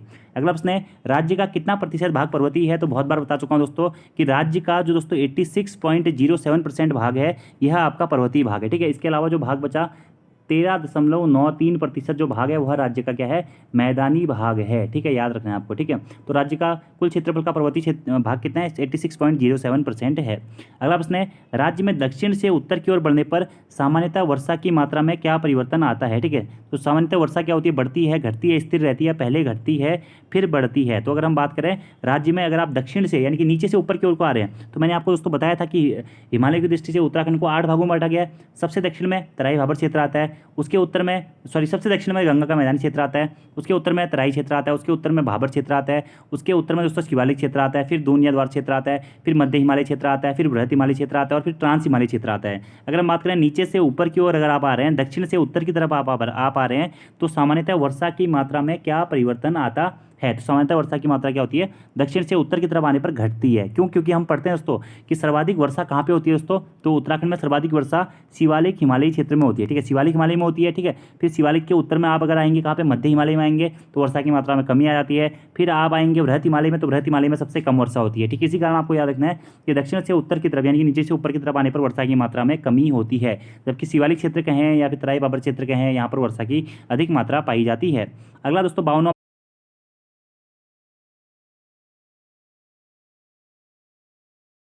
नामक प्राकृतिक घटना होती है। कब होती है? मई जून में, मार्च अप्रैल में, दिसंबर जनवरी में, या फिर अगस्त सितंबर में। तो दिसंबर जनवरी के महीने में दोस्तों विंटर लाइन नामक एक प्राकृतिक घटना होती है। और ये जो विंटर लाइन नामक प्राकृतिक घटना है दोस्तों, इसके बारे में ऐसा कहा जाता है कि दुनिया के मात्र 2 जगहों से विंटर लाइन घटना का दृश्य में देखने को मिलता है। एक जगह है उसमें से स्विट्जरलैंड, और दूसरी जगह है दोस्तों हमारा उत्तराखंड का मसूरी। उत्तराखंड के मसूरी से हमें विंटर लाइन नामक प्राकृतिक घटना का दृश्य दिखाई देता है। विंटर लाइन यानी कि दोस्तों दिसंबर या जनवरी के महीने में क्या होता है कि जब आप आसमान में देखेंगे तो अलग अलग कलर से लेकर एक पीले रंग की डिस्टॉर्टेड लाइट हमें आसमान में दिखाई देती है, इसी को विंटर लाइन कहते हैं। और उत्तराखंड के मसूरी से, जो कि देहरादून जनपद में स्थित है, जिसे पहाड़ों की रानी मसूरी के नाम से भी जाना जाता है, वहीं से हमारा विंटर लाइन नामक प्राकृतिक घटना का दृश्य दिखाई देता है। तो विंटर लाइन नामक प्राकृतिक घटना होती है, कब होती है? दिसंबर जनवरी में होती है। मैक्सिमम जनवरी के टाइम पे या 25 दिसंबर के बाद में हमें इस प्रकार के दृश्य या परिघटनाएं देखने को मिलती हैं। 53वां क्वेश्चन है कि विंटर लाइन नामक प्राकृतिक घटना का दृश्य कहाँ से दिखाई देता है उत्तराखंड में? तो मसूरी से दोस्तों हमारा विंटर लाइन नामक प्राकृतिक घटना का दृश्य दिखाई देता है। ठीक है, और मसूरी के बारे में डिटेल से मैं आपको सब कुछ एक्सप्लेनेशन भी कर चुका हूँ। हैप्पी वैली कहाँ है दोस्तों? हैप्पी वैली भी मसूरी में ही स्थित है। लाल बहादुर शास्त्री प्रशासनिक प्रशिक्षण अकादमी दोस्तों, जिसे हम लवासना के नाम से जानते हैं, यह भी मसूरी में स्थित है। उत्तराखंड का मॉम संग्रहालय दोस्तों, ये भी कहाँ स्थित है? मसूरी में ही स्थित है। अगले प्रश्न की बात करते हैं, निम्न में से कौन राज्य की प्राकृतिक सीमा नहीं है? तो राज्य की प्राकृतिक सीमा की बात करें दोस्तों, तो पूर्व में काली नदी, पूर्व यानी कि ये वाला क्षेत्र दोस्तों हमारा उत्तराखंड का मैप देखेंगे अगर आप, तो सपोज दैट ये उत्तराखंड का मैप, ठीक है, आयताकार, तो पूर्व में काली नदी है, बिल्कुल सही दोस्तों। पूर्व में काली नदी हमारी प्राकृतिक सीमा बनाती है। पिथौरागढ़ जनपद से, लिपुलेख से इसका उद्गम होता है और बाद में यह चंपावत तक बहते हुए जाती है। ठीक है, उसके बाद ये नेपाल चली जाती है काली नदी। पूर्व में काली नदी सीमा बनाती है, बिल्कुल सही है। उत्तर में तिब्बत हिमालय है, बिल्कुल सही दोस्तों, ये उत्तर वाला क्षेत्र है। तिब्बत चीन से हमारी सीमाएं मिलती है, तो उत्तर में तिब्बत हिमालय सीमा बनाता है। दक्षिण में तराई भाबर क्षेत्र है, बिल्कुल सही दोस्तों, तराई भाबर क्षेत्र भी अपनी सीमा बनाता है। तो कौन सा सही नहीं है? ऑप्शन नंबर बी दोस्तों इसमें हमारा सुमेलित नहीं है, क्योंकि पश्चिम में यमुना नदी अपनी प्राकृतिक सीमा नहीं बनाती, जबकि कौन सी नदी बनाती है? टॉस नदी बनाती है। तो पश्चिम में यमुना नदी ना होकर यहाँ पे टॉस नदी होना चाहिए था। तो कौन सा प्राकृतिक सीमा नहीं है पूछा गया, तो ऑप्शन नंबर बी नहीं है। यहाँ पे यमुना नदी नहीं बना के कौन सी नदी बनाती है? टॉस नदी बनाती है। अब दोस्तों यहाँ पे मैं आपको थोड़ा सा प्राकृतिक सीमाओं के बारे में बता देता हूँ। अगर हम उत्तराखंड की प्राकृतिक सीमाओं की बात करें या राज्य की प्राकृतिक सीमाओं की बात करें, तो उत्तर में क्या है दोस्तों हमारा? उत्तर में हमारा तिब्बत हिमालय है। तिब्बत हिमालय भी कह सकते हैं दोस्तों हम इसे, और वृहत हिमालय भी कह सकते हैं कि ठीक है, उत्तर में क्या होता है? तिब्बत हिमालय या वृहत हिमालय अपनी सीमा बनाता है। ठीक है, इसी के साथ साथ अगर हम बात करें दक्षिण में, तो दक्षिण में मैंने आपको बता ही दिया, दक्षिण पूर्व में या दक्षिण मध्य में तराई भाबर क्षेत्र होता है। दक्षिण पूर्व या दक्षिण मध्य में क्या है? तराई भाबर क्षेत्र है। कौन सा क्षेत्र है? तराई भाबर क्षेत्र है। पूर्व में प्राकृतिक सीमा क्या बनाती है? पूर्व में प्राकृतिक सीमा बनाती है दोस्तों हमारी क्या? काली नदी। काली नदी पूर्व में हमारी प्राकृतिक सीमा बनाती है, जबकि पश्चिम में कौन सी नदी दोस्तों? पश्चिम में टॉस नदी हमारी क्या बनाती है? प्राकृतिक सीमा बनाती है। पश्चिम में टॉस नदी हो जाएगा। अब यही बात करें दक्षिण पश्चिम में, दक्षिण पश्चिम में क्या है? दक्षिण पश्चिम में दोस्तों तराई क्षेत्र क्या है? तराई क्षेत्र अपनी प्राकृतिक सीमा बनाता है। और वहीं दक्षिण पश्चिम की बात करें दोस्तों, तो दक्षिण पश्चिम में हमारा शिवालिक श्रेणी है, यहाँ पे शिवालिक श्रेणियां हैं। और वहीं दक्षिण पूर्व की बात करें तो दक्षिण पूर्व में दोस्तों हमारा तराई क्षेत्र अपनी प्राकृतिक सीमा बनाता है। एक बार फिर से बताता हूँ दोस्तों आपको, अगर हम बात करें उत्तराखंड राज्य के प्रक्षेप में, तो उत्तर में क्या है? वृहत हिमालय अपनी प्राकृतिक सीमा बनाता है। वृहत हिमालय या तिब्बत हिमालय आप इसको कह सकते हैं। ठीक है, पश्चिम में क्या है दोस्तों? तो पश्चिम में हमारी टॉस नदी है। पूर्व में क्या है? पूर्व में हमारी काली नदी है। ठीक हो गया, ये 3 क्षेत्र तो आपकी एग्जैक्टली होगी। दक्षिण की बात करें तो दक्षिण मध्य की बात करें या दक्षिण पूर्व की बात करें, तो यहाँ पे तराई क्षेत्र अपनी प्राकृतिक सीमा बनाता है। दक्षिण पश्चिम की बात करेंगे तो दक्षिण पश्चिम में शिवालिक श्रेणियां हैं, और मुख्यतः दक्षिण की बात करेंगे तो तराई क्षेत्र ही वहाँ पे हमें याद रखना है। तो ये थी उत्तराखंड की हमारी प्राकृतिक सीमाएं। तो कौन सा सुमेलित नहीं होगा? ऑप्शन नंबर बी हमारा सुमेलित नहीं होगा। तो अगला हमारा प्रश्न दोस्तों, उत्तराखंड से निम्न में कौन देश प्रदेश स्पर्श नहीं करता है? हरियाणा, हिमाचल प्रदेश, उत्तर प्रदेश या नेपाल? तो उत्तराखंड से दोस्तों अभी इनमें से हरियाणा स्पर्श नहीं करता है। हरियाणा से उत्तराखंड की किसी भी प्रकार की सीमा नहीं लगती है, ना ही अंतर्राष्ट्रीय सीमा और ना ही अंतर्राज्यीय सीमा। देखिए दोस्तों, आपको पता होना चाहिए उत्तराखंड हमारा एक ऐसा राज्य है जो कि अंतर्राष्ट्रीय और अंतर्राज्यीय दोनों प्रकार की सीमाएं बनाता है। उत्तराखंड 2 देशों के साथ में अपनी अंतर्राष्ट्रीय सीमा साझा करता है। वो 2 देश हैं चीन और नेपाल। चीन और नेपाल के साथ में उत्तराखंड अपनी अंतर्राष्ट्रीय सीमा साझा करता है। और वहीं उत्तराखंड 2 राज्यों के साथ में अपनी अंतर्राज्यीय सीमा भी साझा करता है, और वो 2 राज्य कौन कौन से हैं? उत्तर प्रदेश और हिमाचल प्रदेश। ठीक है, हरियाणा के साथ में उत्तराखंड राज्य अपनी सीमा स्पर्श नहीं करता है, तो इसलिए हमारा हरियाणा सही आंसर हो जाएगा इसमें से कि कौन देश इस प्रदेश से स्पर्श नहीं करता है। तो हरियाणा नहीं करता है, जबकि हिमाचल प्रदेश अंतर्राज्यीय सीमा साझा होती है, उत्तर प्रदेश से भी होती है, नेपाल से भी होती है और चीन से भी होती है। अगले प्रश्न की बात करते हैं, राज्य के कितने जिले उत्तर प्रदेश से सीमा बनाते हैं? तो उत्तर प्रदेश और हिमाचल प्रदेश के साथ में अपनी अंतर्राज्यीय सीमा है, आप लोगों को पता होना चाहिए। तो राज्य की बात करें दोस्तों तो राज्य में 5 ऐसे जनपद हैं हमारे जो कि उत्तर प्रदेश के साथ में अपनी अंतर्राज्यीय सीमा बनाते हैं। अब ये 5 जनपद कौन कौन से हैं? देहरादून जनपद, हरिद्वार जनपद, पौड़ी गढ़वाल जनपद, नैनीताल जनपद और उधम सिंह नगर जनपद। ये 5 जनपद दोस्तों ऐसे जनपद हैं उत्तराखंड के जो कि उत्तर प्रदेश के साथ में अपनी राजनीतिक सीमा या फिर अंतर्राज्यीय सीमा साझा करते हैं। अब यहीं से दोस्तों प्रश्न पूछा जाता है आपका, निम्न में से कौन सा जिला उत्तर प्रदेश के साथ में अपनी सीमा साझा नहीं करता है? तो आपको ये 5 के 5 जनपद के नाम याद होने चाहिए। देहरादून, हरिद्वार, पौड़ी गढ़वाल, नैनीताल और उधम सिंह नगर। 3 ऑप्शन इनमें से होंगे, एक कोई बाहर से होगा, तो आपको याद रखना है। अब यहीं से प्रश्न यह भी पूछता है दोस्तों, उत्तराखंड राज्य का कौन सा जिला उत्तर प्रदेश के साथ में अपनी सर्वाधिक सीमा साझा करता है? तो उधम सिंह नगर जनपद दोस्तों उत्तर प्रदेश के साथ में अपनी सर्वाधिक सीमा साझा करता है। कौन सा जनपद हमारा? उधम सिंह नगर जनपद उत्तर प्रदेश के साथ में अपनी सर्वाधिक सीमा साझा करता है। और वहीं अगर आपसे प्रश्न पूछा जाएगा उत्तराखंड का कौन सा जिला है जो कि उत्तर प्रदेश के साथ में अपनी सबसे कम सीमा साझा करता है? तो नैनीताल जिला दोस्तों हमारा उत्तराखंड का ऐसा जिला है जो कि उत्तर प्रदेश के साथ में अपनी सबसे कम सीमा साझा करता है। यहां से दोस्तों एक बार प्रश्न एग्जाम में पूछा भी गया है कि उत्तर प्रदेश का कौन सा जिला नैनीताल से मतलब कौन सा जिला अपनी सबसे कम सीमा साझा करता है? तो उत्तर प्रदेश का वो जिला है दोस्तों बिजनौर। उत्तर प्रदेश में एक जिला है क्या? बिजनौर, जो कि उत्तराखंड से अपनी सबसे कम सीमा साझा करता है। और उत्तराखंड का कौन सा जिला है? वो है नैनीताल। ये पॉइंट आपको डायरेक्टली याद रखने चाहिए। अब ये तो दोस्तों हमें पता है कि उत्तराखंड के कितने जिले उत्तर प्रदेश से अपनी सीमा बनाते हैं? 5 जिले। अब इसी प्रश्नों को ऐसे भी पूछा जा सकता है कि उत्तर प्रदेश के कितने जिले उत्तराखंड के साथ में अपनी सीमा बनाते हैं? तो याद रखना है दोस्तों, उत्तर प्रदेश के 7 जिले हैं जो कि उत्तराखंड के साथ में अपनी सीमा बनाते हैं। ये 7 जिले कौन कौन से हैं? सहारनपुर जिला, मुजफ्फरपुर जिला, बिजनौर जिला, मुरादाबाद जिला, रामपुर जिला, बरेली जिला और पीलीभीत जिला। फिर याद रखिएगा, सहारनपुर, मुजफ्फरपुर या मुजफ्फरनगर, बिजनौर, मुरादाबाद, रामपुर, बरेली और पीलीभीत, ये 7 जनपद ऐसे हैं जो कि उत्तराखंड से अपनी सीमा बनाते हैं उत्तर प्रदेश के। ठीक है, यहाँ से भी दोस्तों एग्जाम में प्रश्न पूछा गया है जिसमें से सहारनपुर जिला, मुजफ्फरपुर जिला या मुजफ्फरनगर जिला और बिजनौर जिला हरिद्वार के साथ में अपनी सीमा बनाते हैं। सहारनपुर जिला हरिद्वार के साथ साथ में देहरादून से भी अपनी सीमा बनाता है। बिजनौर जिला पौड़ी और नैनीताल जनपद से अपनी सीमा बनाता है। तो इस प्रकार के प्रश्न दोस्तों एग्जाम में बहुत बार पूछे गए हैं। और अगर आपको डिटेल्स में पढ़ना है तो मैंने एक वीडियो यूट्यूब पे बनाया हुआ है, उत्तराखंड क्या अंतर्राष्ट्रीय और अंतर्राज्यीय सीमाएं बाई उत्तराखंड जीके वेरी जी आप सर्च करिएगा, वहाँ पे पूरा मैंने मैप से आपको विस्तृत रूप से ये कॉन्सेप्ट समझाया हुआ है। तो वो वीडियो आप लोग देख लीजिएगा, एग्जाम्स के पॉइंट ऑफ व्यू से महत्वपूर्ण है। तो आंसर हो जाएगा 5। ऐसे ही दोस्तों प्रश्न आपसे पूछा जाता है कि राज्य के कितने जिले हिमाचल प्रदेश से अपनी सीमा बनाते हैं? तो राज्य के दोस्तों हमारे कितने जिले हैं? 2 ऐसे जिले हैं जो कि हिमाचल प्रदेश के साथ में अपनी अंतर्राज्यीय सीमा बनाते हैं। ये 2 जिले कौन कौन से दोस्तों? एक जिला है इसमें से चमोली और दूसरा जिला है दोस्तों उत्तरकाशी। तो उत्तराखंड के कितने जिले हिमाचल प्रदेश के साथ अपनी सीमा बनाते हैं? 2 जिले हैं, चमोली और उत्तरकाशी। वहीं दोस्तों आपसे एग्जाम में प्रश्न पूछा जाता है कि हिमाचल प्रदेश के कितने ऐसे जिले हैं जो कि उत्तराखंड से अपनी सीमा बनाते हैं? तो हिमाचल प्रदेश के दोस्तों ऐसे 3 जिले हैं, हिमाचल प्रदेश से के 3 जिले हैं जो कि उत्तराखंड के साथ में अपनी सीमा बनाते हैं। 3 जिले कौन कौन से हैं? शिमला, किन्नौर और श्रीरामपुर। ठीक है, तो ये 3 जिले उत्तराखंड के साथ में अपनी सीमा बनाते हैं। उत्तराखंड के 2 जिले हैं जो हिमाचल के साथ में सीमा बनाते हैं, कौन कौन से? चमोली और सॉरी दोस्तों, हिमाचल प्रदेश के साथ में 2 जिले अपनी सीमा बनाते हैं, चमोली नहीं है, देहरादून और उत्तरकाशी। चमोली नहीं होगा दोस्तों, देहरादून और उत्तरकाशी। ठीक है, ये संशोधित कर लीजिएगा, बाई मिस्टेक मैंने आपको चमोली बता दिया। देहरादून और उत्तरकाशी 2 ऐसे जनपद हैं जो कि हिमाचल प्रदेश के साथ में अपनी अंतर्राज्यीय सीमा साझा करते हैं, याद रखना है आपको। और हिमाचल प्रदेश के 3 जनपद हैं। ठीक हो गया। अगले प्रश्न की बात करते हैं, राज्य के कितने जिले चीन या तिब्बत से अपनी सीमा बनाते हैं? तो ये प्रश्न आपको बता भी चुका हूँ कि राज्य के 3 जनपद ऐसे हैं जो कि चीन या तिब्बत से अपनी सीमा बनाते हैं। अगर हम उत्तराखंड की बात करें तो उत्तराखंड राज्य की कुल अंतर्राष्ट्रीय सीमा की लंबाई है दोस्तों 625 किलोमीटर, जिसमें से 350 किलोमीटर की जो सीमा है वो हम चीन के साथ में बनाते हैं और 275 किलोमीटर की जो सीमा है वो हम नेपाल के साथ में बनाते हैं। तो इन 350 किलोमीटर की सीमा से प्रश्न पूछा गया कि राज्य के कितने जिले चीन या तिब्बत से अपनी सीमा बनाते हैं? तो राज्य के हमारे 3 जिले हैं दोस्तों जो कि चीन या तिब्बत से अपनी प्राकृतिक सीमा बनाते हैं। ये 3 जिले कौन कौन से? याद रखना आपको, चमोली, उत्तरकाशी और पिथौरागढ़। ये 3 जनपद ऐसे हैं दोस्तों जो कि अपना चीन या तिब्बत के साथ में अपनी क्या करते हैं? अंतर्राज्यीय सीमा साझा करते हैं, चमोली, उत्तरकाशी और पिथौरागढ़। ठीक है, वहीं दोस्तों आपसे प्रश्न एग्जाम में ये भी पूछा जा सकता है कि राज्य के कितने जिले नेपाल के साथ में अपनी अंतर्राष्ट्रीय सीमा बनाते हैं? तो नेपाल के साथ में भी दोस्तों अंतर्राष्ट्रीय सीमा बनाने वाले 3 जिले हैं, कौन कौन से?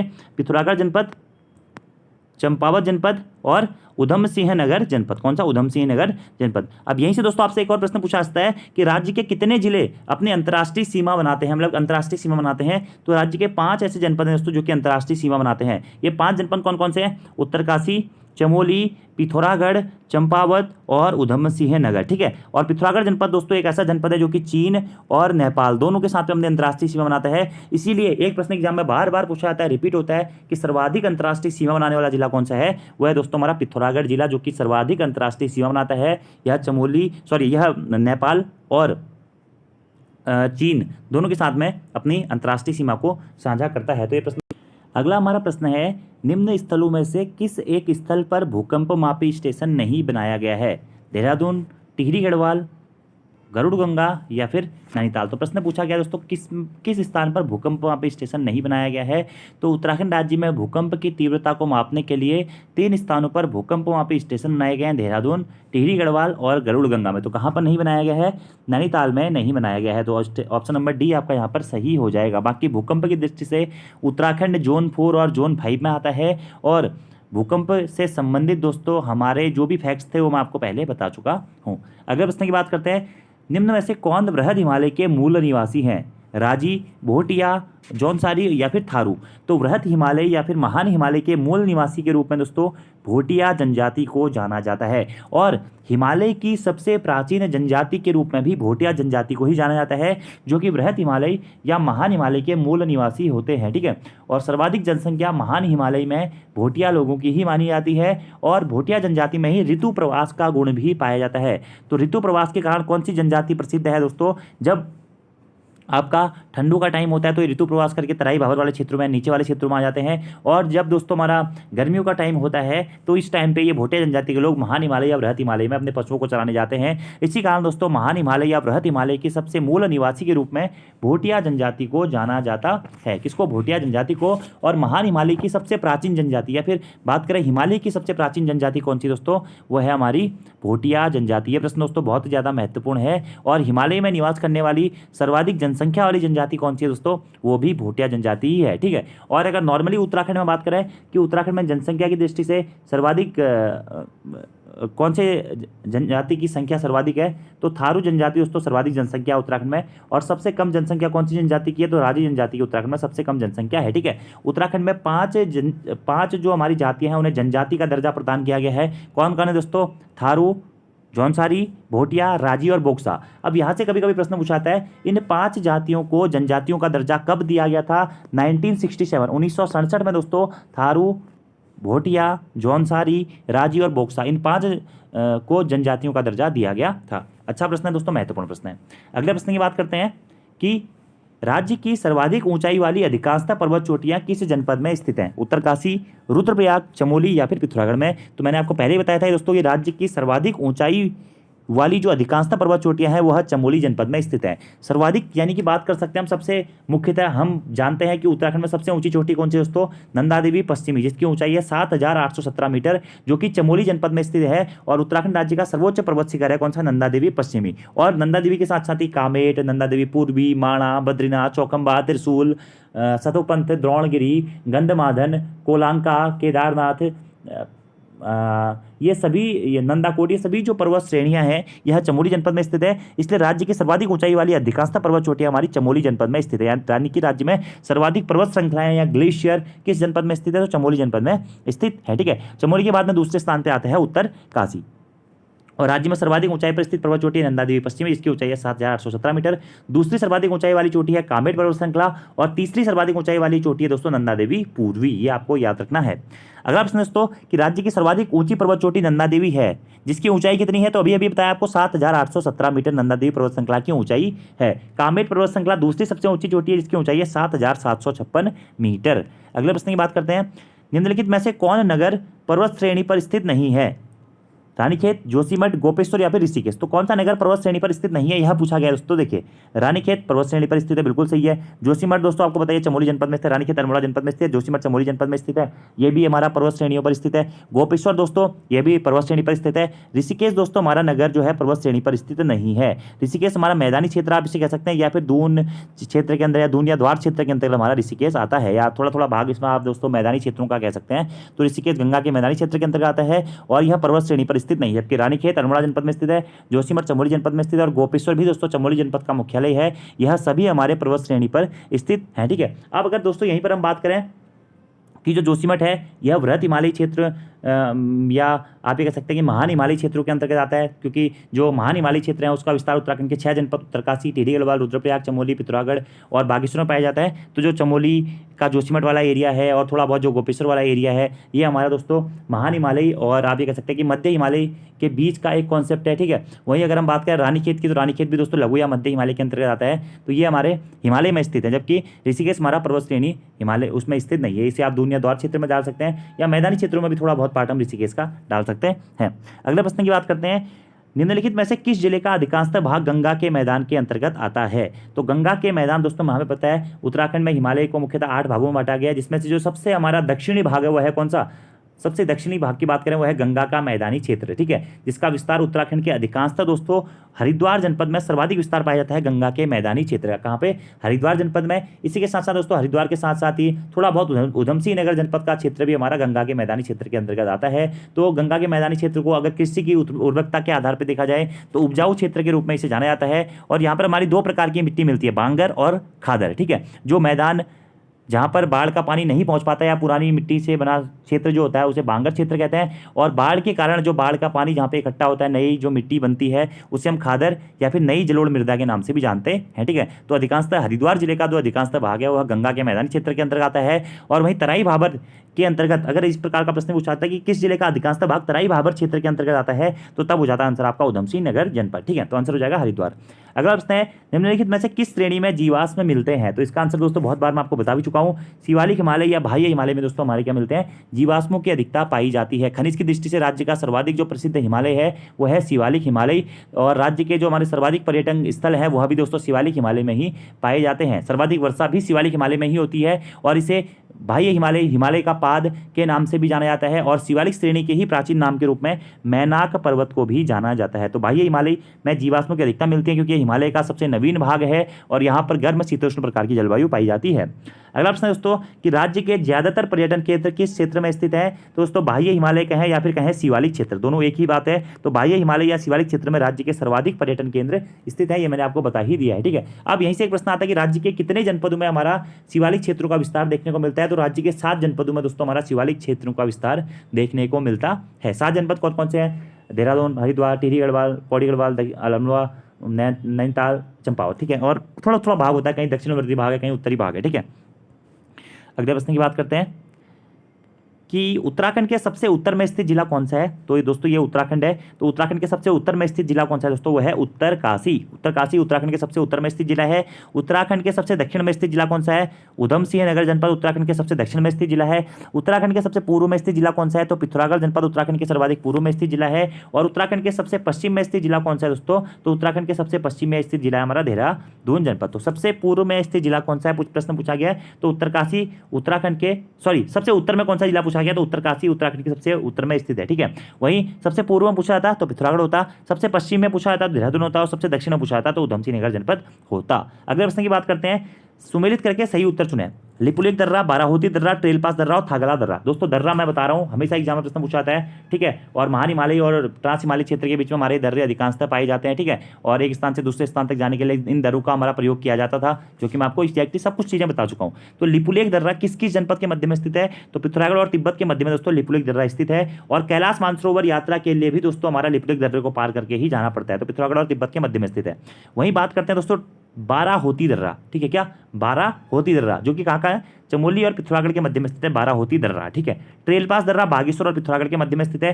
ट्रेल के द्वारा 1830 में इस दर्रे की खोज की गई थी। और थागला दर्रा, मुलिंगला दर्रा, यह उत्तरकाशी और तिब्बत के मध्य में स्थित है। तो ये सभी दर्रे काफी इंपोर्टेंट है, तो आंसर हो जाएगा आपका 2, 3, 2 3 4 1, ठीक है। तो 2 3 4 1 ऑप्शन नंबर बी सही हो जाएगा। लिपलेख दर्रा पिथौरागढ़ और तिब्बत के मध्य में स्थित है। बाराहोती दर्रा चमोली पिथौरागढ़ के मध्य में स्थित। ट्रेल पास दर्रा बागेश्वर पिथौरागढ़ के मध्य में स्थित है। और थागला दर्रा उत्तरकाशी और तिब्बत के मध्य में स्थित है।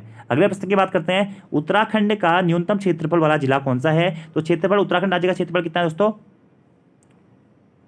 जितना भी है आपको कमेंट बॉक्स में बताना है। बहुत बार एग्जाम में प्रश्न बता दिया मैंने, और एग्जाम में बहुत बार पूछा गया। तो न्यूनतम क्षेत्र वाला जनपद है दोस्तों हमारा कौन सा? चंपावत जनपद। तो मैंने आपको बताया ACC एरिया। सर्वाधिक क्षेत्रफल वाला जनपद कौन सा है? हमारा सर्वाधिक क्षेत्रफल है चमोली जनपद का। और सबसे कम क्षेत्रफल कहाँ का है? चंपावत जनपद का सबसे कम क्षेत्रफल है। और क्षेत्रफल चलो मैं बता ही देता हूँ दोस्तों, उत्तराखंड राज्य का क्षेत्रफल कितना है? वो है 53,483 किलोमीटर स्क्वायर। 53,483 किलोमीटर स्क्वायर है। और क्षेत्रफल की दृष्टि से उत्तराखंड का भारत में कौन सा स्थान है? 18वां स्थान है। और उत्तराखंड का क्षेत्रफल भारत के कुल क्षेत्रफल का कितना % है? 1.69% है, ठीक है। तो उत्तराखंड का क्षेत्रफल 53,483 किलोमीटर स्क्वायर है। और उत्तराखंड राज्य का आकार है आयताकार। अगले प्रश्न की बात करते हैं, सुमेलित करके सही उत्तर चुनें।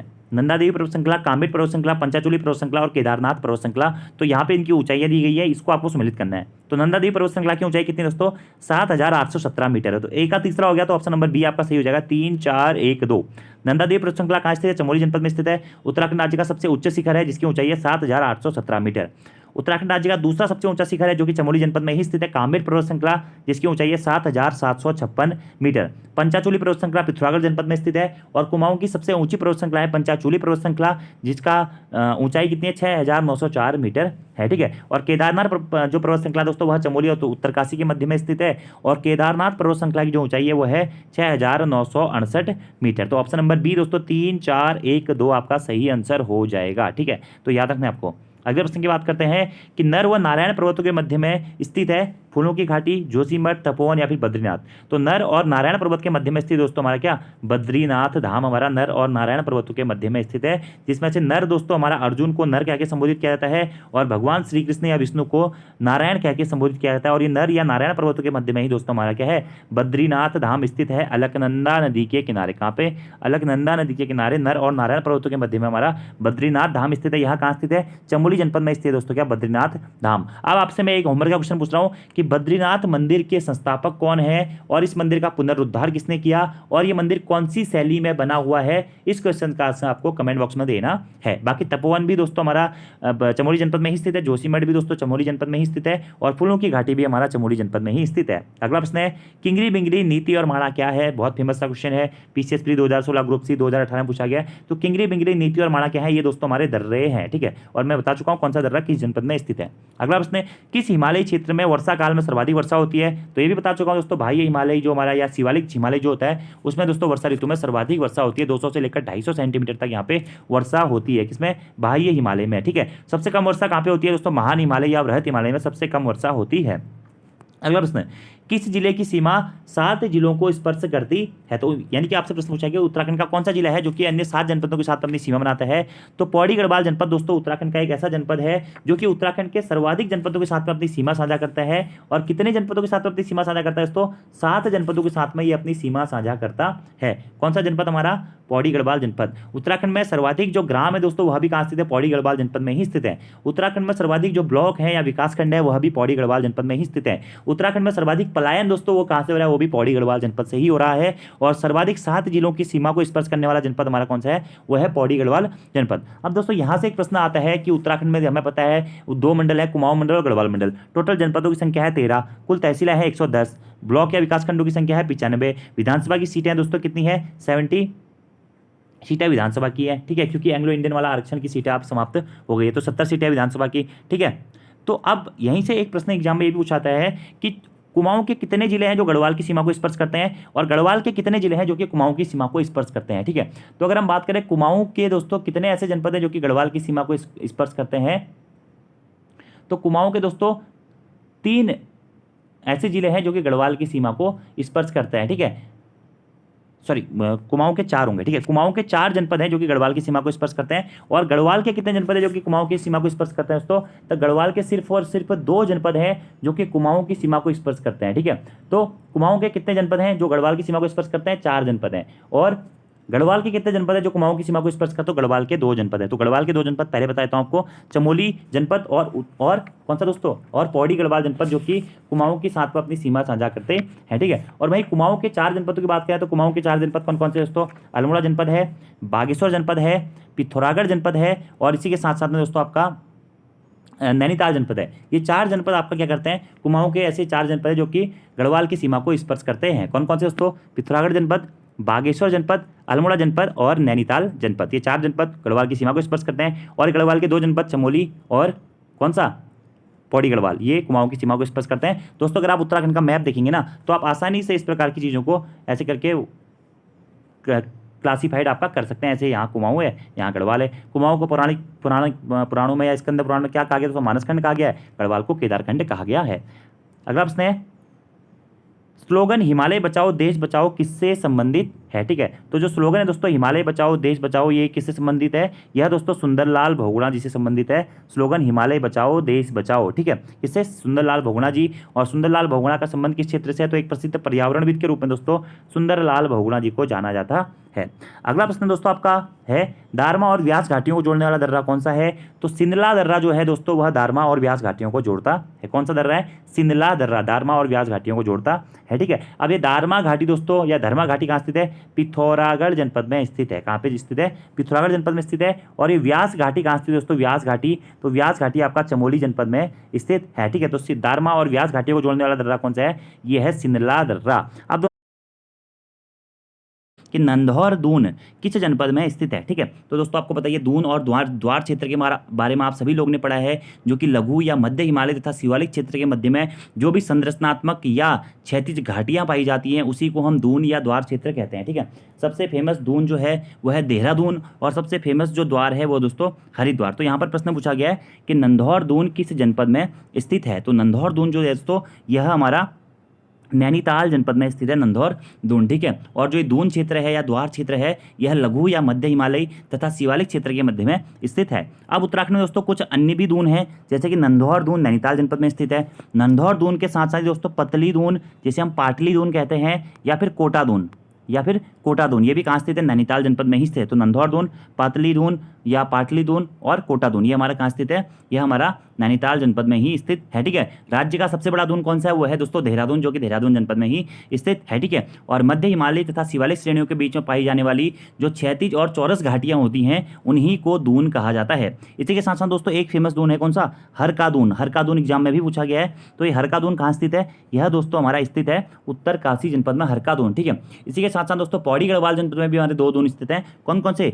कोठारी दून और चौखम दून। कोठारी दून और चौखम दून ये हमारे कहाँ है? पौड़ी गढ़वाल जनपद में स्थित हैं। तो ये इतने जो महत्वपूर्ण दून हैं ये आपको दोस्तों याद रखने हैं। तो आंसर हो जाएगा नंधौर दून किस जनपद में स्थित है?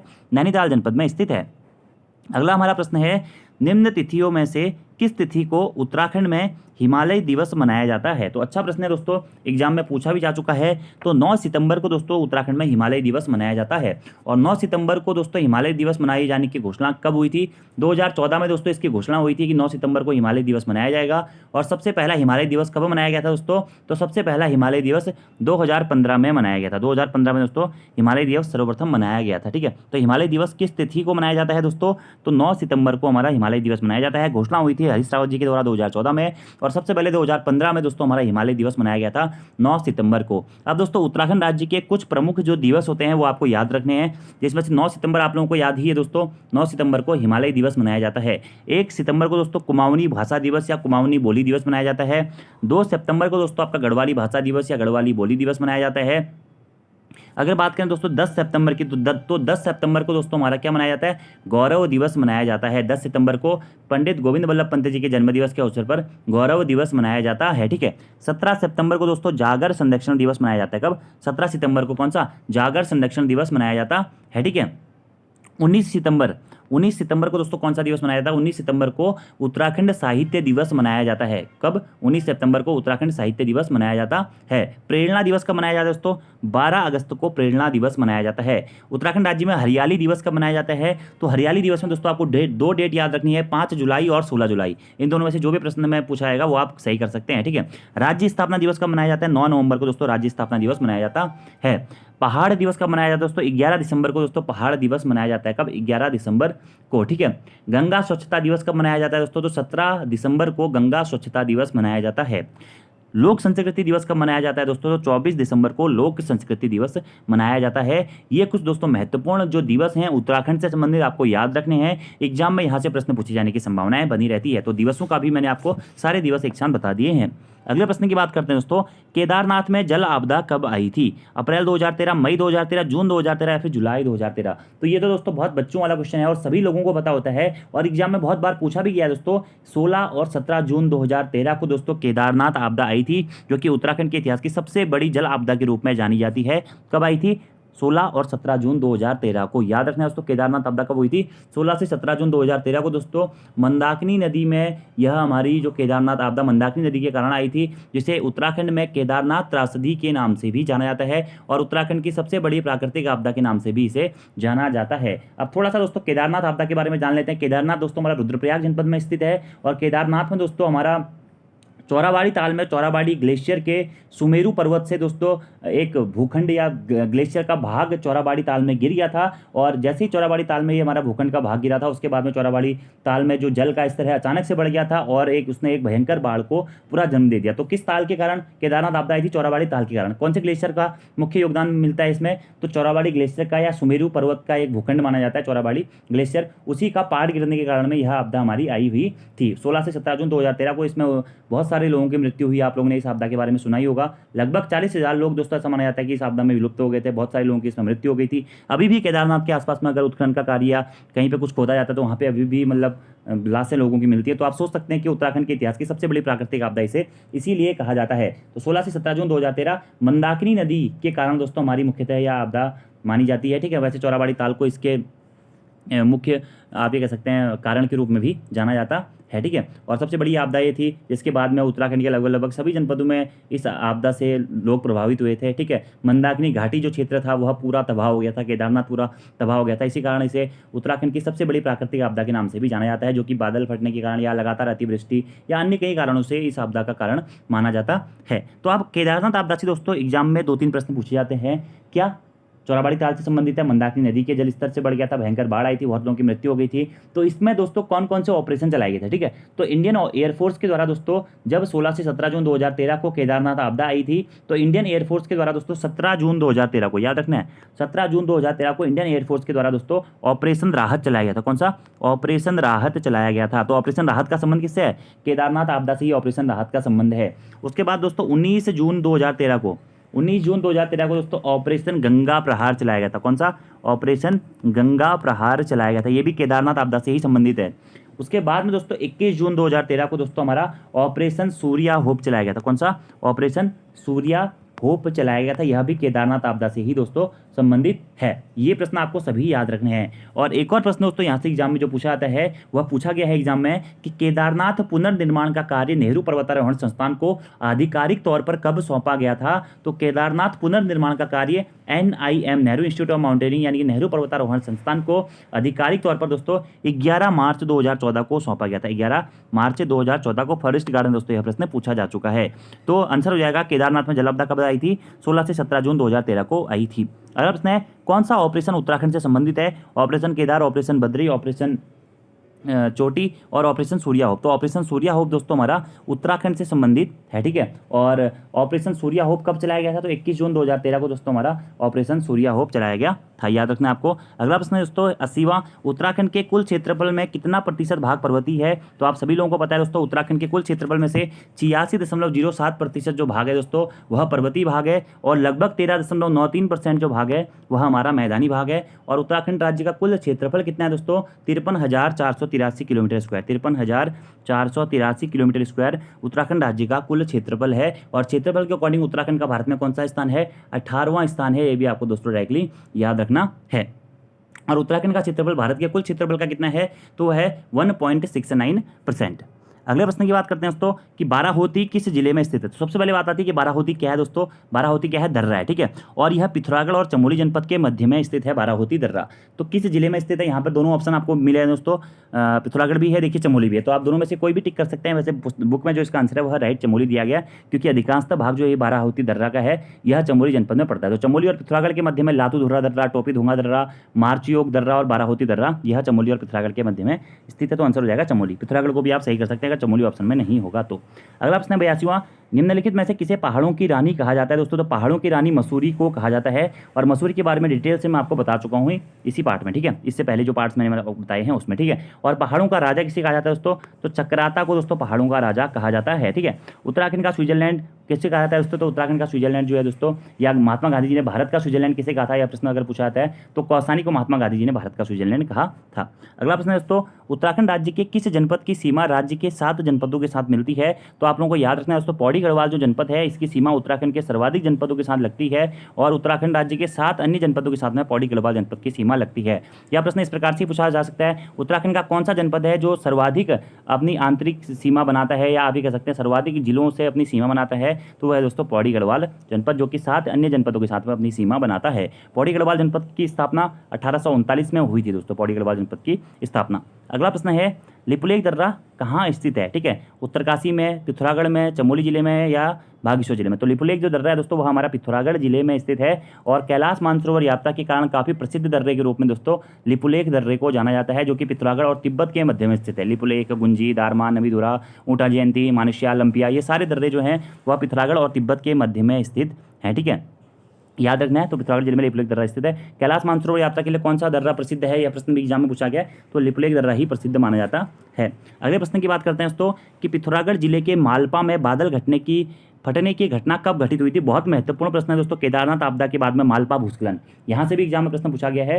तो मालपा में भूस्खलन कब आया था, 17 से 18 अगस्त 1998 को। तो 17-18 अगस्त 1998 को दोस्तों पिथौरागढ़ जिले के मालपा में बादल फटने की घटना घटित हुई थी, जिसे हम मालपा भूस्खलन के नाम से भी जानते हैं। पिथौरागढ़ जनपद के मालपा नामक स्थान में 17 से 18 अगस्त 1998 को एक भयंकर भूस्खलन आया था। इसमें जो बहुत सारे जो कैलाश मानसरोवर यात्री थे उनकी भी इसमें मृत्यु हो गई थी। तो याद रखना आपको, मालपा भूस्खलन की घटना 17 से 18 अगस्त 1998 को हुई थी, ठीक है। और इस भूस्खलन की घटना में जो हमारी प्रसिद्ध नृत्यांगना है प्रतिमा बेदी, उनकी मृत्यु भी हो गई थी। तो प्रश्न यह भी एग्जाम में पूछा गया है कि किस घटना में या किन्हीं में से किस घटना में जो प्रसिद्ध नृत्यांगना प्रतिमा बेदी की मृत्यु हुई थी, तो मालपा भूस्खलन में हुई थी, आपको ये याद रखना है। और एक और प्रश्न यहाँ से दोस्तों पूछा जाता है कि मालपा भूस्खलन से बचाव हेतु इंडियन आर्मी के द्वारा कौन सा कार्यक्रम चलाया गया था। तो मालपा भूस्खलन से बचाव हेतु दोस्तों इंडियन आर्मी के द्वारा ऑपरेशन ब्लू एंजल, कौन सा, ऑपरेशन ब्लू एंजल चलाया गया था। ऑपरेशन ब्लू एंजल चलाया गया था, आपको ये भी याद रखना है, 17 से 18 अगस्त 1998।